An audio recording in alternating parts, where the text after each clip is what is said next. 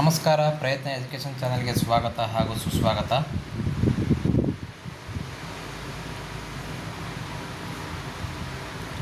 ಇವತ್ತಿನ ದಿವಸ ನಾವು ಅರ್ಥಶಾಸ್ತ್ರದ ಪ್ರಮುಖ ಪ್ರಶ್ನೆಗಳು, ಅರ್ಥಶಾಸ್ತ್ರ 6ರಿಂದ 10ನೇ ತರಗತಿಯಲ್ಲಿ ಬರುವಂತಹ ಹೈಸ್ಕೂಲ್ ಶಿಕ್ಷಕರ, ಪ್ರೌಢಶಾಲಾ ಶಿಕ್ಷಕರ ನೇಮಕಾತಿಗೆ ಸಂಬಂಧಪಟ್ಟ ಹಾಗೆ ಎಲ್ಲ ಪ್ರಶ್ನೆಗಳನ್ನು ನಾನು ಇಲ್ಲಿ ತೆಗೆದುಕೊಂಡು ಅತಿ ಮುಖ್ಯ ಪ್ರಶ್ನೆಗಳನ್ನು ಹಾಗೂ ಹೈಸ್ಕೂಲ್ ಶಿಕ್ಷಕರ ಹಿತದೃಷ್ಟಿಯಿಂದ ಬರುವಂತಹ ಪ್ರಶ್ನೆಗಳ ಬಗ್ಗೆ ನಾವಿಲ್ಲಿ ಅಧ್ಯಯನ ಮಾಡೋಣ. ಅಧ್ಯಯನ ಮಾಡೋಕ್ಕಿಂತ ಮುಂಚಿತವಾಗಿ ದಯವಿಟ್ಟು ನಮ್ಮ ಒಂದು ಚಾನಲನ್ನು ಪ್ರೋತ್ಸಾಹಿಸಿ ದಯವಿಟ್ಟು ಸಬ್ಸ್ಕ್ರೈಬ್ ಮಾಡಿ ಎಂದು ಹೇಳುತ್ತಾ ತರಗತಿಯನ್ನು ಪ್ರಾರಂಭ ಮಾಡೋಣ. ಇಲ್ಲಿ ಅರ್ಥಶಾಸ್ತ್ರದ ಪಿತಾಮಹ ಯಾರು ಅಂತ ಕೇಳಿದ್ದಾರೆ. ಅರ್ಥಶಾಸ್ತ್ರದ ಪಿತಾಮಹ ಯಾರು ಅಂತಿದೆ. ಸರಿಯಾದಂಥ ಉತ್ತರ ಯಾವುದಪ್ಪ ಅಂತಂದರೆ ಇಲ್ಲಿ ಆಡಮ್ ಸ್ಮಿತ್. ನೋಡಿಲಿ, ಇವರು 1976ರಲ್ಲಿ ಸಂಪತ್ತಿನ ರಾಷ್ಟ್ರಗಳು ಪುಸ್ತಕವನ್ನು ಬರೆದಿರುತ್ತಾರೆ. ಇವರು 1986ರಲ್ಲಿ ಸಂಪತ್ತಿನ ರಾಷ್ಟ್ರಗಳು ಎಂಬ ಪುಸ್ತಕವನ್ನು ಬರೆದಿರುತ್ತಾರೆ. ಸಂಪತ್ತಿನ ರಾಷ್ಟ್ರಗಳು ಪುಸ್ತಕ ಬರೆದಿದೆ. ಅಂದರೆ ಇಲ್ಲಿ ಅರ್ಥಶಾಸ್ತ್ರವನ್ನು ಸಂಪತ್ತಿನ ಬಗ್ಗೆ ಓದುವ ವಿಜ್ಞಾನ ಎಂದು ಮೊದಲು ಕರೆದವರು ಯಾರಪ್ಪ ಅಂದರೆ ಇವರೇ.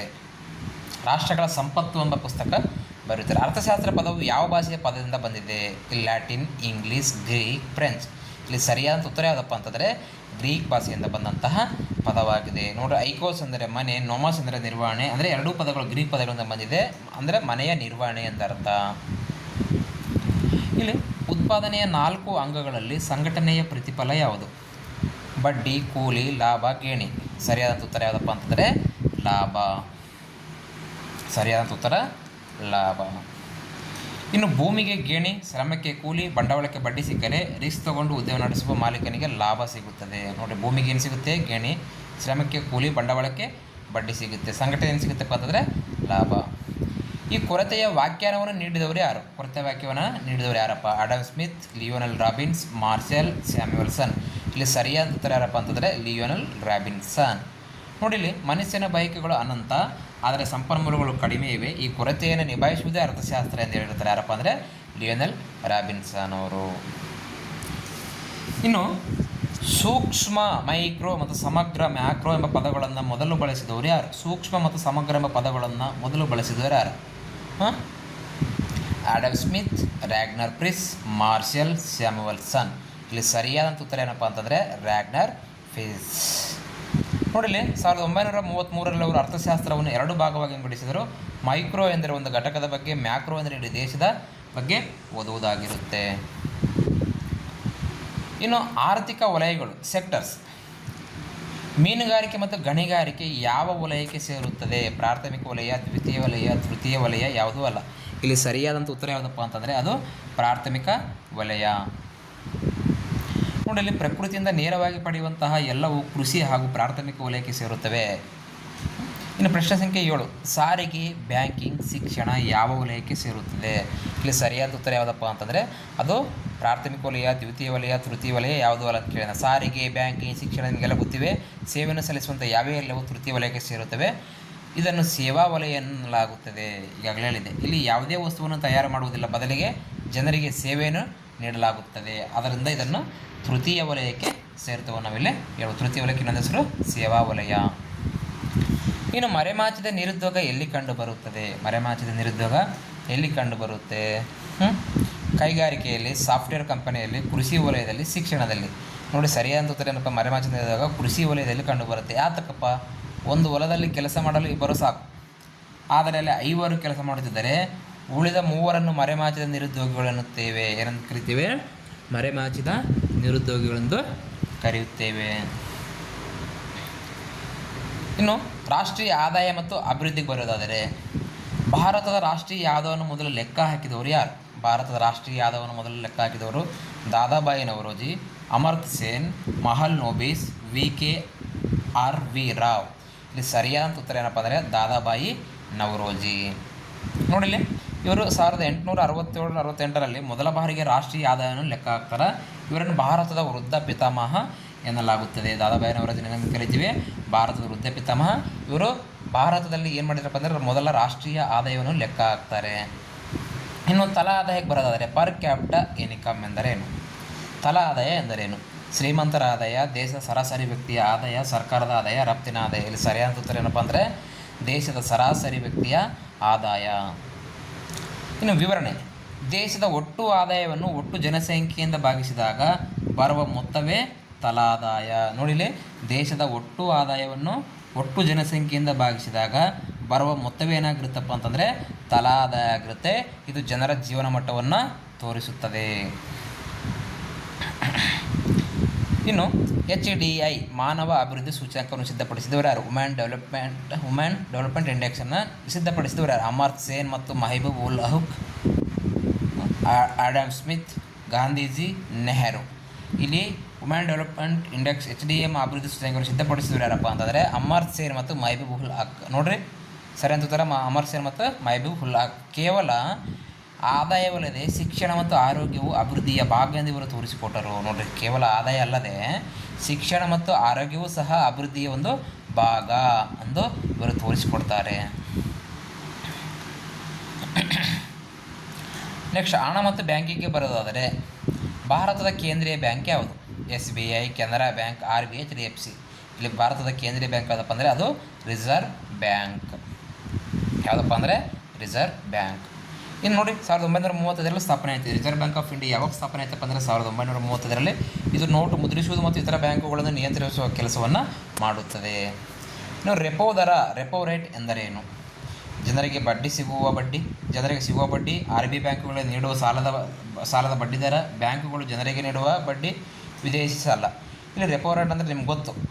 RBI ಬ್ಯಾಂಕುಗಳಿಗೆ ನೀಡುವ ಸಾಲದ ಬಡ್ಡಿ ದರಕ್ಕೆ ಏನಂತ ಕರಿತೀವಪ್ಪ ಅಂದರೆ ರೆಪೋ ದರ ಎಂದು ಕರೆಯುತ್ತೇವೆ. ನೋಡಿ, ಬ್ಯಾಂಕ್ಗಳಿಗೆ ತುರ್ತು ಹಣ ಬೇಕಾದಾಗ RBI ಹತ್ತಿರ ಸಾಲ ಪಡೆಯುತ್ತವೆ. ಈ ಸಾಲಕ್ಕೆ RBI ವಿಧಿಸುವ ಬಡ್ಡಿಯೇ ರೆಪೋ ದರ. ನೋಡಿ, ಬ್ಯಾಂಕುಗಳಿಗೆ ತಮಗೆ ತುರ್ತಾಗಿ ಹಣ ಬೇಕಾದಾಗ RBI ನಿಂದ ಸಾಲವನ್ನು ಕೇಳುತ್ತೆ. ಆ ಸಾಲಕ್ಕೆ RBI ವಿಧಿಸುವಂತಹ ಒಂದು ಬಡ್ಡಿಗೆ ನಾವೇನಂತ ಕರಿತೀವಪ್ಪ ಅಂತಂದರೆ ರೆಪೋ ದರ.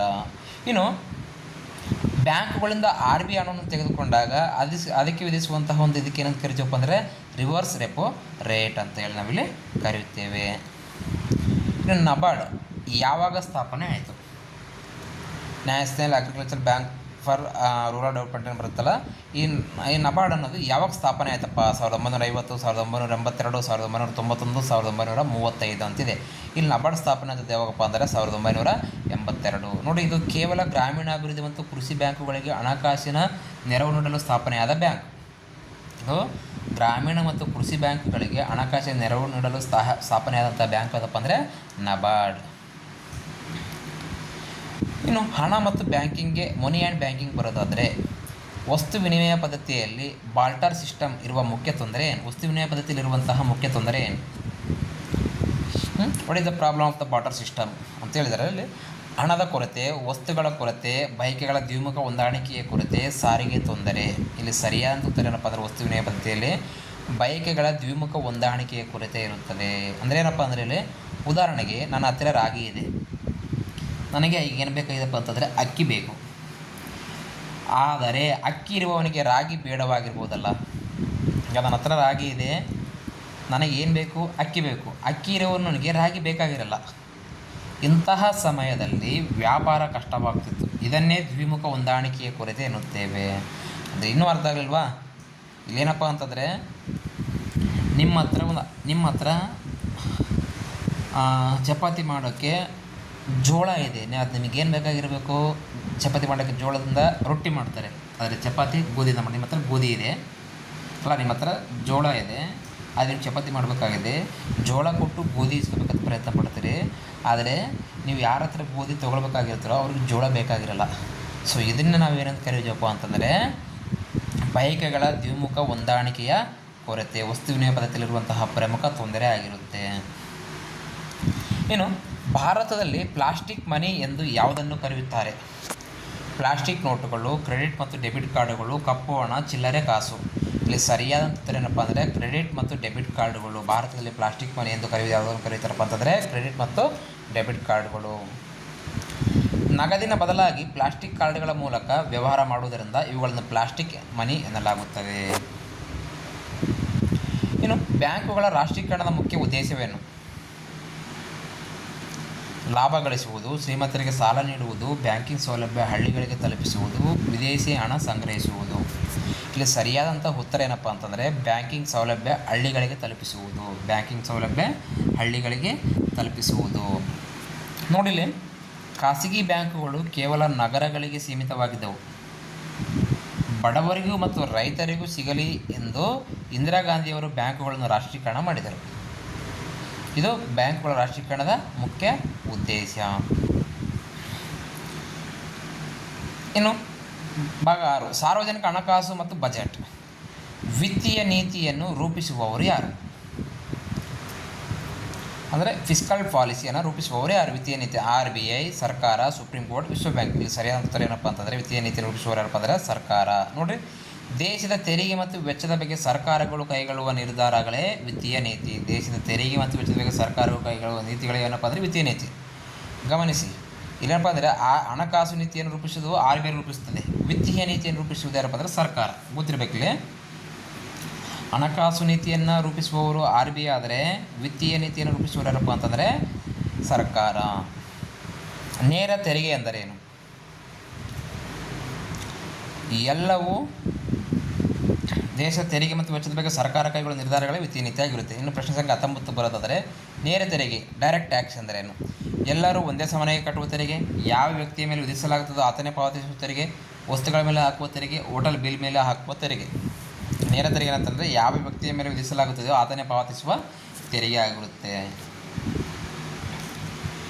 ವಿವರಣೆ. ಇನ್ಕಮ್ ಟ್ಯಾಕ್ಸ್ ಆದಾಯ, ಇದು ಇದಕ್ಕೆ ಉತ್ತಮ ಉದಾಹರಣೆ. ಡೈರೆಕ್ಟ್ ಟ್ಯಾಕ್ಸ್ ಆಗಿರುತ್ತೆ. ಇದನ್ನು ಇನ್ನೊಬ್ಬರ ಮೇಲೆ ವರ್ಗಾಯಿಸಲು ಸಾಧ್ಯವಿಲ್ಲ. ನೆಕ್ಸ್ಟ್, GSTಯ ಪೂರ್ಣ ರೂಪವೇನು? Goods sales tax, goods service tax, government service tax, general sales tax. ಇಲ್ಲಿ ಸರಿಯಾದ ಉತ್ತರ ಏನಪ್ಪ ಅಂತಂದರೆ ಗೂಡ್ಸ್ ಸರ್ವಿಸ್ ಟ್ಯಾಕ್ಸ್, ಸರಕು ಮತ್ತು ಸೇವಾ ತೆರಿಗೆ ಎಂದು ಕರೆಯುತ್ತೇವೆ. ನೋಡಿ, ಇದು ದೇಶದಾದ್ಯಂತ ಇರುವ ವಿವಿಧ ಪರೋಕ್ಷ ತೆರಿಗೆಗಳನ್ನು ರದ್ದುಗೊಳಿಸಿ ತಂದ ಏಕರೂಪದ ತೆರಿಗೆ ವ್ಯವಸ್ಥೆ ಆಗಿರುತ್ತದೆ. ಇನ್ನು ಕೃಷಿ ಮತ್ತು ಗ್ರಾಮೀಣಾಭಿವೃದ್ಧಿಗೆ ಬರೋದಾದರೆ ಭಾರತದಲ್ಲಿ ಹಸಿರು ಕ್ರಾಂತಿಯ ಪಿತಾಮಹ ಯಾರು? ಭಾರತದಲ್ಲಿ ಹಸಿರು ಕ್ರಾಂತಿಯ ಪಿತಾಮಹ ಯಾರು? Verghese Kurien, MS Swaminathan, Norman Borlaug, Amartya Sen. ಇಲ್ಲಿ ಸರಿಯಾದಂಥ ಉತ್ತರ ಯಾವುದಪ್ಪ ಅಂತಂದರೆ ಭಾರತದ ಹಸಿರು ಕ್ರಾಂತಿಯ ಪಿತಾಮಹ ಎಂದು ನಾವು ಯಾರನ್ನು ಕರೀತೀವಪ್ಪ ಅಂತಂದರೆ MS ಸ್ವಾಮಿನಾಥನ್ ಅವರನ್ನು ಕರೆಯುತ್ತೀವಿ. ಇಲ್ಲಿ ವಿವರಣೆ ನೋಡಿಲಿ, ಇವರು ಭಾರತದಲ್ಲಿ ಅಧಿಕ ಇಳುವರಿ ನೀಡುವ ಗೋಧಿ ಮತ್ತು ಭತ್ತದ ಬೀಜಗಳನ್ನು ಪರಿಚಯಿಸಿ ಆಹಾರದ ಕೊರತೆಯನ್ನು ನೀಗಿಸಿದವರು ಯಾರಪ್ಪ ಅಂತಂದರೆ ಅದು MS ವರ್ಗೀಸ್ ಅಲ್ಲ, ಯಾರಪ್ಪ ಅಂತಂದರೆ ಸರಿಯಾದ ಉತ್ತರ MS ಸ್ವಾಮಿನಾಥನ್. ಸಾರಿ, ನಾನು ಮುಂಚೆ ವರ್ಗೀಸ್ ಅಲ್ಲ, MS ಸ್ವಾಮಿನಾಥನ್. ಭಾರತದ ಹಸಿರು ಕ್ರಾಂತಿ ಪಿತಾಮಹ MS ಸ್ವಾಮಿನಾಥನ್. ಪ್ರಪಂಚದ ಹಸಿರು ಕ್ರಾಂತಿ ಪಿತಾಮಹ ವರ್ಗೀಸ್ ಕುರಿಯನ್ ಅಂತೇಳಿ ಕರಿಬೋದು. ಇನ್ನು ಶ್ವೇತ ಕ್ರಾಂತಿ ವೈಟ್ ರಿವಲ್ಯೂಷನ್ ಯಾವುದಕ್ಕೆ ಸಂಬಂಧಿಸಿದೆ? ನಿಮಗೆ ಅಲ್ಲಿ ಗೊತ್ತಿರುತ್ತೆ. ಶ್ವೇತ ಕ್ರಾಂತಿ, ಹಸಿರು ಕ್ರಾಂತಿ, ಬಿಳಿ ಕ್ರಾಂತಿ ಅಂದರೆ ಶ್ವೇತ ಕ್ರಾಂತಿನೇ, ದುಂಡು ಕ್ರಾಂತಿ ಅಂತೆಲ್ಲ ಬರುತ್ತೆ. ಇಲ್ಲಿ ಶ್ವೇತ ಕ್ರಾಂತಿ ವೈಟ್ ರಿವಲ್ಯೂಷನ್ ಯಾವುದಕ್ಕೆ ಸಂಬಂಧಪಟ್ಟಿದೆ? ಅಕ್ಕಿ ಉತ್ಪಾದನೆ, ಹತ್ತಿ ಉತ್ಪಾದನೆ, ಹಾಲು ಉತ್ಪಾದನೆ, ಮೊಟ್ಟೆ ಉತ್ಪಾದನೆ. ನೋಡಿಲಿ, ಶ್ವೇತ ಕ್ರಾಂತಿ ಯಾವುದಕ್ಕೆ ಸಂಬಂಧಪಡುತ್ತಪ್ಪ ಅಂತಂದರೆ ಹಾಲು ಉತ್ಪಾದನೆಗೆ ಸಂಬಂಧಪಡುತ್ತೆ. ನೋಡಿಲಿ, ಹಾಲಿನ ಉತ್ಪಾದನೆ ಹೆಚ್ಚಿಸಿ ಭಾರತವನ್ನು ವಿಶ್ವದ ದೊಡ್ಡ ಹಾಲು ಉತ್ಪಾದಕ ದೇಶವಾಗಿ ಮಾಡುವುದೇ ಇದರ ಗುರಿ. ವರ್ಗೀಸ್ ಕುರಿಯನ್ ಇದರ ಪಿತಾಮಹ. ಸ್ವಾರಿದಾನಲ್ಲಿ ಪ್ರಪಂಚದ ಹಸಿರು ಕ್ರಾಂತಿ ಪಿತಾಮಹ ಯಾರಲ್ಲಿ ನಾರ್ಮಲ್ ಬೋರ್ಲಾಗಲ್ಲ, ನಾವು ವರ್ಗೀಸ್ ಕುರಿಯನ್ ಅಂತೀವಿ, ದಯವಿಟ್ಟು ಕ್ಷಮಿಸಿ. ಇಲ್ಲಿ ಹಾಲಿನ ಉತ್ಪಾದನೆಯನ್ನು ಹೆಚ್ಚಿಸಿ ಭಾರತವನ್ನು ವಿಶ್ವದ ಅತಿ ದೊಡ್ಡ ಹಾಲು ಉತ್ಪಾದಕ ದೇಶವನ್ನಾಗಿ ಮಾಡುವುದೇ ಇದರ ಗುರಿ.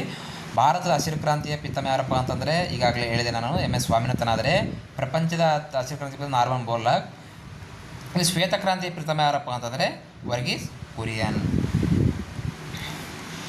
ಇನ್ನು ಭಾಗ 8 ಗ್ರಾಹಕರ ಹಕ್ಕುಗಳಿಗೆ ಸಂಬಂಧಪಟ್ಟ ಬರುವುದಾದರೆ ಕನ್ಸ್ಯೂಮರ್ ಅವೇರ್ನೆಸ್ ಬರೋದಾದರೆ ಗ್ರಾಹಕ ಸಂರಕ್ಷಣಾ ಕಾಯ್ದೆ ಜಾರಿಗೆ ಬಂದ ವರ್ಷ ಯಾವುದಪ್ಪ? ಗ್ರಾಹಕರ ಸಂರಕ್ಷಣಾ ಕಾಯ್ದೆ ಜಾರಿಗೆ ಬಂದ ವರ್ಷ 1947, 1986, 1991, 2017. ಸರಿಯಾದಂಥ ಉತ್ತರ 1986. ಈ ಕಾಯ್ದೆಯನ್ನು ಗ್ರಾಹಕರ ಮ್ಯಾಗ್ನಾ ಕಾರ್ಟ್ ಎಂದು ಕರೆಯುತ್ತಾರೆ. ನೋಡಿ, ಯಾವ ಕಾಯ್ದೆಯನ್ನು ಗ್ರಾಹಕರ ಮ್ಯಾಗ್ನಾ ಕಾರ್ಟ್ ಎಂದು ಕರೆಯುತ್ತಾರೆ ಅಂದರೆ ಗ್ರಾಹಕ ಸಂರಕ್ಷಣಾ ಕಾಯ್ದೆ ಅನ್ನೋದು ಯಾವಾಗ ಜಾರಿಗೆ ಬಂತಪ್ಪ ಅಂತಂದರೆ 1986 ಜಾರಿಗೆ ಬರುತ್ತೆ. ಇದು ಗ್ರಾಹಕರಿಗೆ ನ್ಯಾಯ ಒದಗಿಸಲು ಸಹಾಯ ಮಾಡುತ್ತೆ. ಇದು ಗ್ರಾಹಕರಿಗೆ ನ್ಯಾಯ ಒದಗಿಸಲು ಸಹಾಯವನ್ನು ಮಾಡುತ್ತೆ. ಇನ್ನು ISI ಮುದ್ರೆ ಯಾವ ವಸ್ತುಗಳ ಮೇಲೆ ಇರುತ್ತೆ? ISI ಮುದ್ರೆ ಯಾವ ವಸ್ತುಗಳ ಮೇಲೆ ಇರುತ್ತೆ? ಕೃಷಿ ಉತ್ಪನ್ನಗಳು, ಕೈಗಾರಿಕೆ ಉತ್ಪನ್ನಗಳು, ಹಣ್ಣಿನ ರಸಗಳು, ಬಂಗಾರ. ನೋಡಲಿ, ಇದು ಕೈಗಾರಿಕಾ ಉತ್ಪನ್ನಗಳ ಮೇಲೆ ಇರುತ್ತೆ. ಕೈಗಾರಿಕಾ ಉತ್ಪನ್ನಗಳ ಮೇಲೆ. ವಿದ್ಯುತ್ ಉಪಕರಣಗಳು, ಗ್ಯಾಸ್ ಸಿಲಿಂಡರ್ ಮುಂತಾದ ಕೈಗಾರಿಕೆಗಳ ವಸ್ತುಗಳ ಸುರಕ್ಷತೆ ಇದು ಖಾತರಿಪಡಿಸುತ್ತದೆ. ಇನ್ನು ಹಣದುಬ್ಬರ ಮತ್ತು ಬೆಲೆ ಏರಿಕೆಗೆ ಸಂಬಂಧಪಟ್ಟಾಗಿ ಬರೋದಾದರೆ ಹಣದುಬ್ಬರ ಇನ್ಫ್ಲೇಷನ್ ಎಂದರೇನು? ಇನ್ಫ್ಲೇಷನ್ ಅಂದರೆ ಹಣದುಬ್ಬರ. ಬೆಲೆಗಳ ಕುಸಿತ, ಹಣದುಬ್ಬರ ಎಂದರೇನು ಅಂತ ಕೇಳಿದ್ದಾನೆ. ಬೆಲೆಗಳ ಕುಸಿತ, ಬೆಲೆಗಳ ನಿರಂತರ ಏರಿಕೆ, ಹಣದ ಮೌಲ್ಯ ಹೆಚ್ಚುವುದು, ಉತ್ಪಾದನೆ ಹೆಚ್ಚುವುದು. ಇಲ್ಲಿ ಹಣದುಬ್ಬರ ಅಂದರೆ ಏನಪ್ಪ ಅಂದರೆ ಬೆಲೆಗಳ ನಿರಂತರ ಏರಿಕೆ. ಇದಕ್ಕೆ ಏನು ಕರಿತೀವಪ್ಪ ಅಂದರೆ ಹಣದುಬ್ಬರ ಎಂದು ಕರೆಯುತ್ತೀವಿ. ಏನಪ್ಪ ಇದು?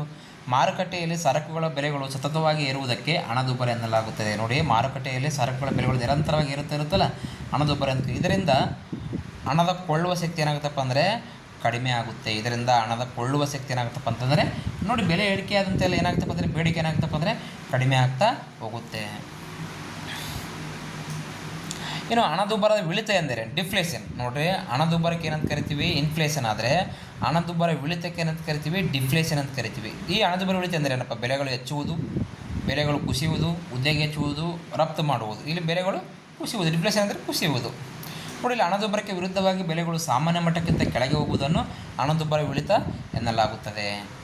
ಇನ್ನು ಭಾಗ 10ಕ್ಕೆ ಬರೋದಲ್ಲ, ಇಲ್ಲಿ ಪಂಚಾಯತ್ ರಾಜ್ ಮತ್ತು ವಿಕೇಂದ್ರೀಕರಣಕ್ಕೆ ಬರೋದಾದರೆ, ಭಾರತದಲ್ಲಿ ಪಂಚಾಯತ್ ರಾಜ್ ದಿನವನ್ನು ಯಾವಾಗ ಆಚರಿಸಲಾಗುತ್ತದೆ?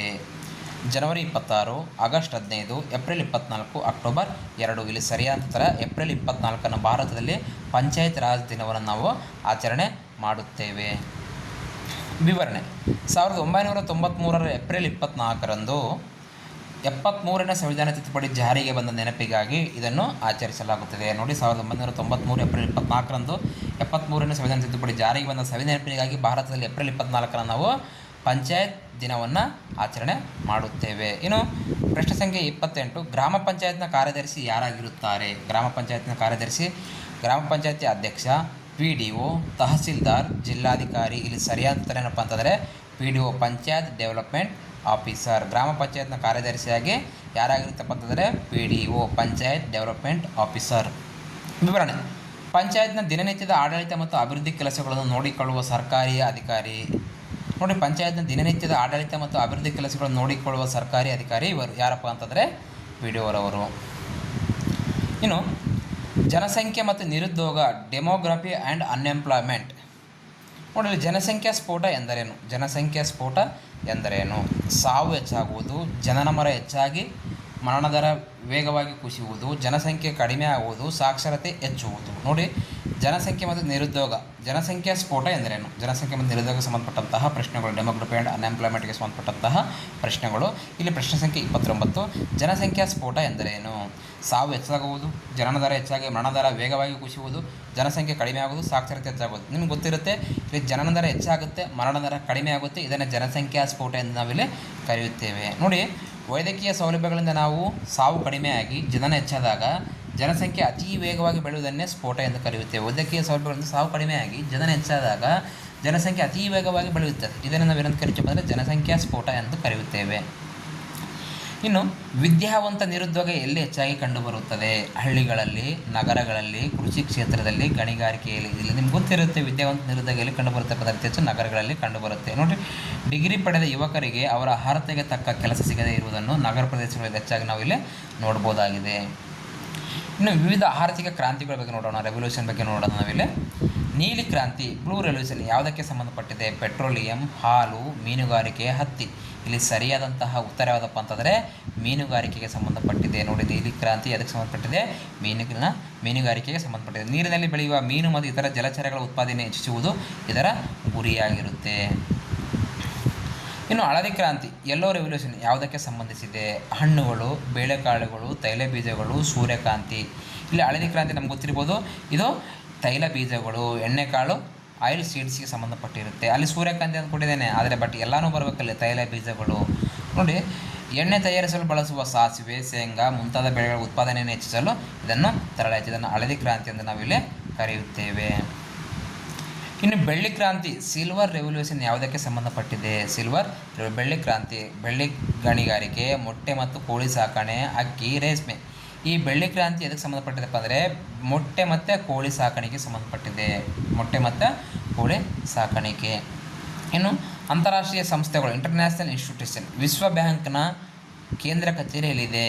Wear was the head quarter of world bank? London, Paris, Washington DC, Geneva. ಇಲ್ಲಿ ಸರಿಯಾದ ಉತ್ತರ ಏನಪ್ಪ ಅಂದರೆ ವಾಷಿಂಗ್ಟನ್ DC. ನೋಡಿ, ಅಭಿವೃದ್ಧಿ ಹೊಂದುತ್ತಿರುವ ದೇಶಗಳಿಗೆ ದೊಡ್ಡ ಮಟ್ಟದ ಮೂಲ ಸೌಕರ್ಯ ಕೆಲಸಗಳಿಗೆ ಸಾಲ ನೀಡುವ ಕೆಲಸವನ್ನು ಇದು ಮಾಡುತ್ತದೆ. ವಿಶ್ವ ಬ್ಯಾಂಕ್ ಏನು ಮಾಡುತ್ತಪ್ಪ ಅಂದರೆ ಅಭಿವೃದ್ಧಿ ಹೊಂದುತ್ತಿರುವ ದೇಶಗಳಿಗೆ ದೊಡ್ಡ ಮಟ್ಟದ ಮೂಲ ಸೌಕರ್ಯ ಕೆಲಸಗಳಿಗೆ ಸಾಲವನ್ನು ನೀಡುವಂತಹ ಕೆಲಸವನ್ನು ಮಾಡುತ್ತದೆ. ಈ ವಿಶ್ವ ಬ್ಯಾಂಕಿನ ಕೇಂದ್ರ ಕಚೇರಿ ಎಲ್ಲದಪ್ಪ ಅಂತಂದರೆ ವಾಷಿಂಗ್ಟನ್ DC. IMFನ ಪೂರ್ಣ ರೂಪವೇನು? IMF what is the full form of IMF? ಇಲ್ಲಿ international monetary fund. International monetary ನೋಡಿರಿ ಕರೆಕ್ಟಾಗಿ ಮೊದಲೇ ನೋಡಿರಿ, ಇಂಟರ್ನ್ಯಾಷನಲ್ ಮನಿ ಫಂಡ್ ಅಂತ ಕೇಳಿದ್ದಾನೆ, ಕರೆಕ್ಟಾಗಿ ಗಮನಿಸಿ. ಆಯ್ಕೆ B international monetary fund, Indian monetary fund. D international market fund. ಇಲ್ಲಿ ಸರಿಯಾದ ಏನಪ್ಪ ಅಂದರೆ B, ಏನಪ್ಪ ಅಂದರೆ B ಇಂಟರ್ನ್ಯಾಷನಲ್ ಮಾನಿಟರಿ ಫಂಡ್, ಅಂತಾರಾಷ್ಟ್ರೀಯ ಹಣಕಾಸು ನಿಧಿ. ಇನ್ನು ಭಾಗ 14 ತೆರಿಗೆ ಮತ್ತು ಆದಾಯಕ್ಕೆ ಸಂಬಂಧಪಟ್ಟಂತಹ ಪ್ರಶ್ನೆಗಳು. ಟ್ಯಾಕ್ಸೇಷನ್. ಇಲ್ಲಿ ಪರೋಕ್ಷ ತೆರಿಗೆಗೆ ಉದಾಹರಣೆ ಯಾವುದು? ಪ್ರತ್ಯಕ್ಷ ತೆರಿಗೆ ಮತ್ತು ಪರೋಕ್ಷ ತೆರಿಗೆ, direct tax and income tax ಅಂತ ಬರುತ್ತಲ್ಲ, ಇಲ್ಲಿ ಪರೋಕ್ಷ ತೆರಿಗೆ ಇಂಡೈರೆಕ್ಟ್ ಟ್ಯಾಕ್ಸ್ಗೆ ಉದಾಹರಣೆ ಯಾವುದು? ಆದಾಯ ತೆರಿಗೆ, ಆಸ್ತಿ ತೆರಿಗೆ, GST ಮತ್ತು ವೃತ್ತಿ ತೆರಿಗೆ. ಈಗಾಗಲೇ ನಾನು ಡೈರೆಕ್ಟ್ ಟ್ಯಾಕ್ಸ್ ಅಂತ ಬಂದಾಗ ನಾನು ಇನ್ಕಮ್ ಟ್ಯಾಕ್ಸ್ ಅಂತ ಹೇಳಿದೆ. ಇಲ್ಲಿ ನೋಡಿ ಪರೋಕ್ಷ ತೆರಿಗೆ ಯಾವುದಪ್ಪ ಅಂದರೆ ಇಲ್ಲಿ GST ಬರುತ್ತೆ. ಏನು ಬರುತ್ತೆ? GST ತೆರಿಗೆ. ನಾವು ಅಂಗಡಿಯಲ್ಲಿ ಸಾಮಾನು ಕೊಂಡಾಗ ಆ ಬೆಲೆಯಲ್ಲಿ ತೆರಿಗೆ ಇರುತ್ತದೆ. ಇದನ್ನು ನಾವು ನೇರವಾಗಿ ಸರ್ಕಾರಕ್ಕೆ ಕಟ್ಟದೆ ಅಂಗಡಿಯವರ ಮೂಲಕ ಕಟ್ಟುತ್ತೇವೆ. ಇದು GST ಅನ್ನೋದು ಪರೋಕ್ಷ ತೆರಿಗೆ ಆಗಿರುತ್ತದೆ. ಇನ್ನು ಪ್ರಶ್ನೆ ಸಂಖ್ಯೆ 37. ಕಳೆದ ವರ್ಷದ ಖರ್ಚಿನ ಲೆಕ್ಕ, ಮುಂದಿನ ವರ್ಷದ ಅಂದಾಜು ಆದಾಯದ ವೆಚ್ಚ ಪಟ್ಟಿ, ಕೇವಲ ತೆರಿಗೆ ವಿದೇಶಿ ಸಾಲದ ಪಟ್ಟಿ. ಬಜೆಟ್ ಎಂದರೆ ಏನಪ್ಪ?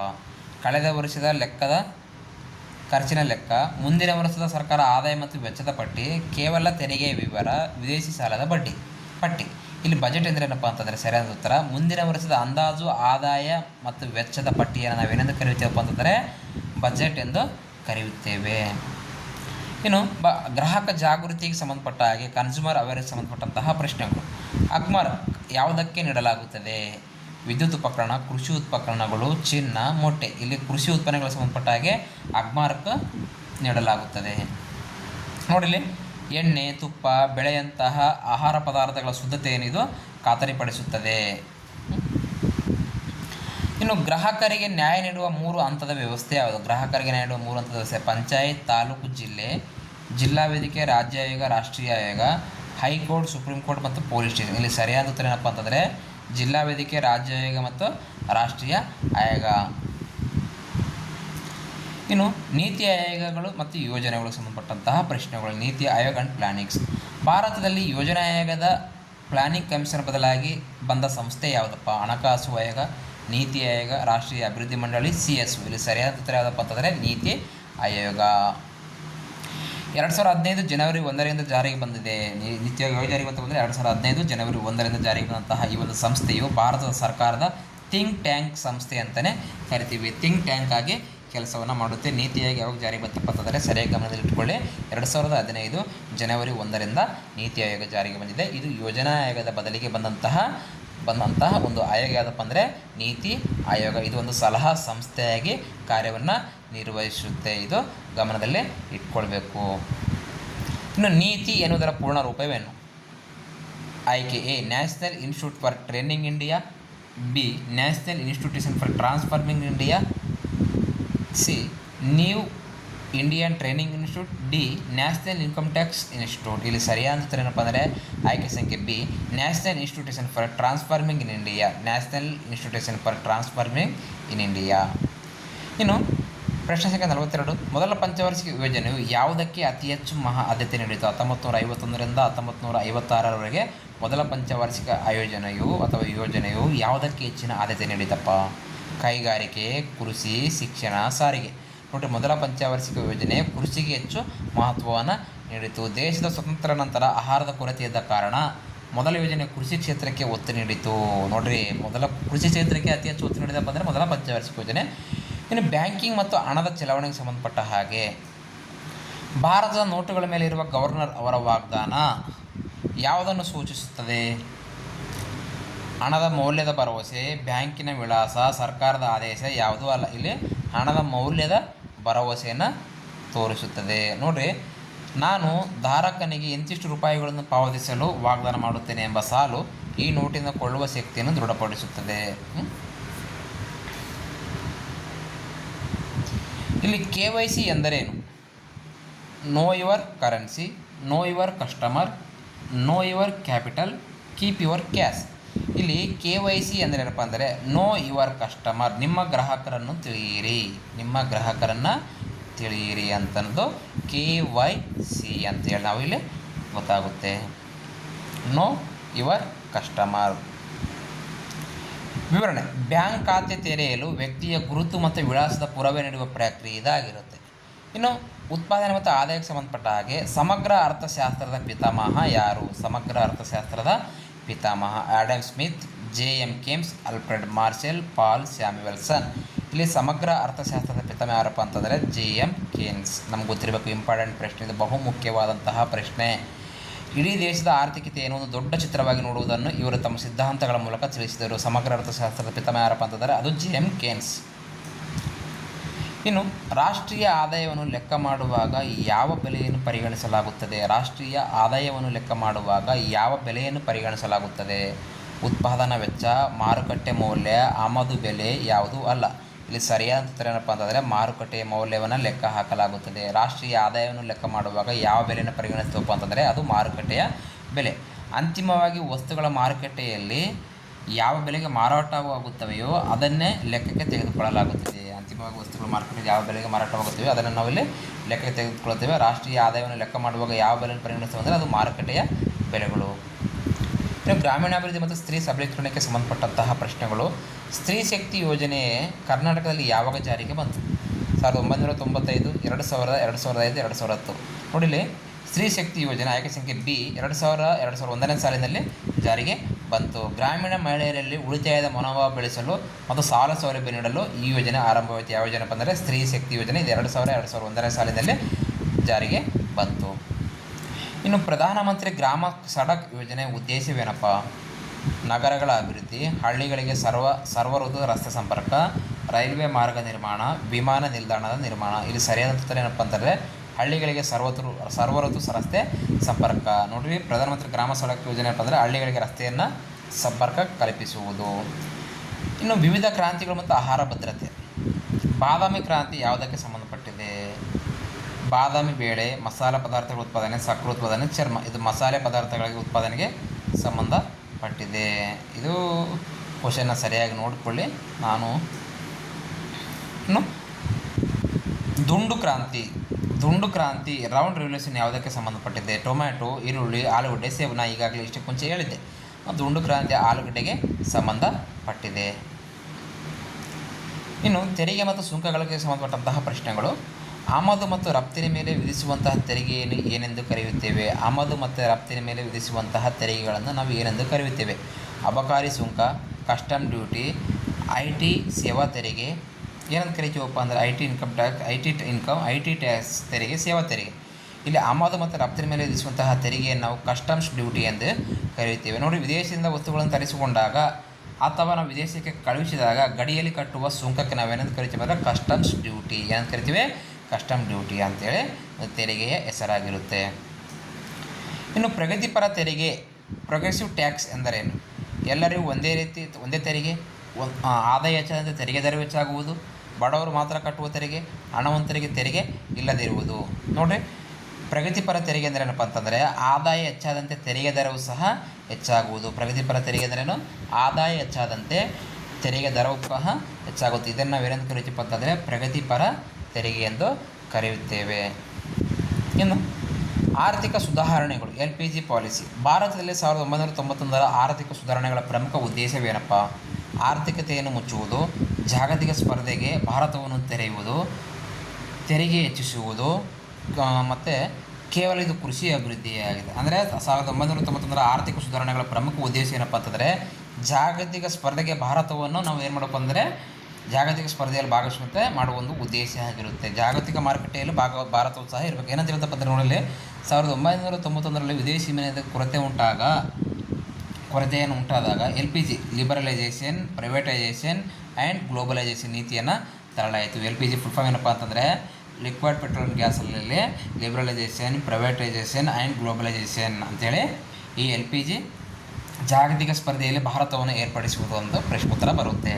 ಇನ್ನು ಉದಾರೀಕರಣ ಲಿಬರಲೈಸೇಷನ್ ಅಂದರೆ ಏನಪ್ಪ ಅಂದರೆ ಉದಾರೀಕರಣ, ಖಾಸಗೀಕರಣ ಮತ್ತು ಗ್ಲೋಬಲೈಸೇಷನ್ ಅಂದರೆ ಜಾಗತೀಕರಣ ಅಂತೇಳಿ ಬರುತ್ತೆ. ಇಲ್ಲಿ ಉದಾರೀಕರಣ ಅಥವಾ ಲಿಬರಲೈಸೇಷನ್ ಅಂದರೆ ಏನಪ್ಪ? ಸರ್ಕಾರದ ನಿಯಮಗಳನ್ನು ಕಠಿಣಗೊಳಿಸುವುದು, ಉದ್ಯಮಗಳ ಮೇಲಿನ ಅನಗತ್ಯ ಸರ್ಕಾರಿ ನಿಯಂತ್ರಣಗಳನ್ನು ಸಡಿಲಿಸುವುದು, ವಿದೇಶಿ ಪ್ರವಾಸ ಮಾಡುವುದು ಯಾವುದೂ ಅಲ್ಲ. ಇಲ್ಲಿ ಸರಿಯಾದ ಉತ್ತರ ಏನಪ್ಪ ಅಂತಂದರೆ ಉದ್ಯಮಗಳ ಮೇಲಿನ ಅನಗತ್ಯ ಸರ್ಕಾರಿ ನಿಯಂತ್ರಣಗಳನ್ನು ಸಡಿಲಿಸುವುದು. ಉದಾಹರಣೆಗಳು ಏನಪ್ಪ ಅಂತಂದರೆ ಉದ್ಯಮಗಳ ಮೇಲಿನ ಅನಗತ್ಯ ಸರ್ಕಾರಿ ನಿಯಂತ್ರಣಗಳನ್ನು ಸಡಿಲಿಸುವುದು. ಇದನ್ನು ನಾವೇನಂತ ಕರಿತೀವಪ್ಪ ಅಂದರೆ ಉದಾರೀಕರಣ ಎಂದೇಳಿ ಕರಿತೀವಿ. ಉದಾಹರಣೆಗೆ ಲೈಸೆನ್ಸ್ ರಾಜನ್ನು ರದ್ದುಗೊಳಿಸಿ ಸುಲಭವಾಗಿ ವ್ಯಾಪಾರ ಮಾಡಲು ಅವಕಾಶ ನೀಡುವುದು ಇದರ ಅರ್ಥ. ಖಾಸಗೀಕರಣ ಪ್ರೈವೇಟಲೈಸೇಷನ್ ಎಂದರೇನಪ್ಪ? ಸರ್ಕಾರಿ ಕಂಪನಿಗಳಲ್ಲಿ ಮಾಲೀಕತ್ವ ಖಾಸಗಿಯವರಿಗೆ ವರ್ಗಾಯಿಸುವುದು, ಖಾಸಗಿ ಕಂಪನಿಗಳನ್ನು ಸರ್ಕಾರ ವಶಪಡಿಸಿಕೊಳ್ಳುವುದು, ಬ್ಯಾಂಕ್ ಸಾಲ ಮನ್ನಾ ಮಾಡೋದು, ತೆರಿಗೆ ಕಡಿಮೆ ಮಾಡೋದು. ಇಲ್ಲಿ ಖಾಸಗೀಕರಣ ಏನಪ್ಪ ಅಂದರೆ ಸರ್ಕಾರಿ ಕಂಪನಿಗಳ ಮಾಲೀಕತ್ವವನ್ನು ಖಾಸಗಿಯವರಿಗೆ ವರ್ಗಾಯಿಸುವುದೇ ಇದೇ ಖಾಸಗೀಕರಣವಾಗಿರುತ್ತೆ. ಇನ್ನು ಜಾಗತೀಕರಣ ಮತ್ತು ಅಂತಾರಾಷ್ಟ್ರೀಯ ವ್ಯಾಪಾರಕ್ಕೆ ಸಂಬಂಧಪಟ್ಟಂತಹ ಪ್ರಶ್ನೆಗಳು.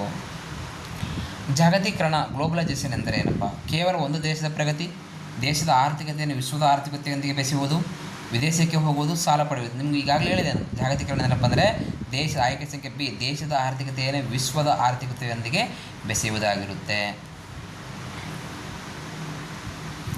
ಇನ್ನು ಜಗತ್ತು ಒಂದು ಸಣ್ಣ ಹಳ್ಳಿಯಂತೆ ಆಗಿ ವಸ್ತುಗಳು ಮತ್ತು ಸೇವೆಗಳು ದೇಶಗಳ ನಡುವೆ ಸುಲಭವಾಗಿ ಹರಿಯುವುದೇ ಜಾಗತೀಕರಣ. ಬಹುರಾಷ್ಟ್ರೀಯ ಕಂಪನಿಗಳು MNC ಎಂದರೆ ಯಾವುವು? ಮಲ್ಟಿನ್ಯಾಷನಲ್ ಕಂಪನಿ ಅಂತ ಇರುತ್ತಲ್ಲ, ಯಾವುವಪ್ಪ? ಕೇವಲ ಒಂದೇ ದೇಶದಲ್ಲಿರುವಂತಹ ಕಂಪನಿ, ಒಂದಕ್ಕಿಂತ ಹೆಚ್ಚು ದೇಶಗಳಲ್ಲಿ ಕಾರ್ಯನಿರ್ವಹಿಸುವ ಕಂಪನೀಸ್, ಸರ್ಕಾರಿ ಕಂಪನಿಗಳು, ಕೃಷಿ ಸೊಸೈಟಿಗಳು. ಅಂದರೆ ಸರಿಯಾದ ಉತ್ತರ ಒಂದಕ್ಕಿಂತ ಹೆಚ್ಚು ದೇಶಗಳಲ್ಲಿ ಕಾರ್ಯನಿರ್ವಹಿಸುವಂತಹ ಕಂಪನಿಗಳು. ಉದಾಹರಣೆಗೆ ಗೂಗಲ್, ಸ್ಯಾಮ್ಸಂಗ್, ಟೊಯೋಟಾ ಇವು ಅನೇಕ ದೇಶಗಳಲ್ಲಿ ಶಾಖೆಗಳನ್ನು ಹೊಂದಿರುತ್ತವೆ. ಇನ್ನು ಭಾಗ 24 ಗ್ರಾಹಕ ಹಕ್ಕುಗಳು ಮತ್ತು ಜವಾಬ್ದಾರಿಗಳು. ರಾಷ್ಟ್ರೀಯ ಗ್ರಾಹಕರ ದಿನವನ್ನು ಯಾವಾಗ ಆಚರಿಸಲಾಗುತ್ತದೆ? ಮಾರ್ಚ್ 15, ಡಿಸೆಂಬರ್ 24, ಅಕ್ಟೋಬರ್ 2, ಜನವರಿ 26. ರಾಷ್ಟ್ರೀಯ ಗ್ರಾಹಕ ಹಕ್ಕುಗಳನ್ನ ಯಾವಾಗ ಆಚರಣೆ ಮಾಡ್ತೇವಪ್ಪ ಅಂತಂದ್ರೆ ನಾವಿಲ್ಲಿ ಡಿಸೆಂಬರ್ 24. ನೋಡಿ ವಿವರಣೆ.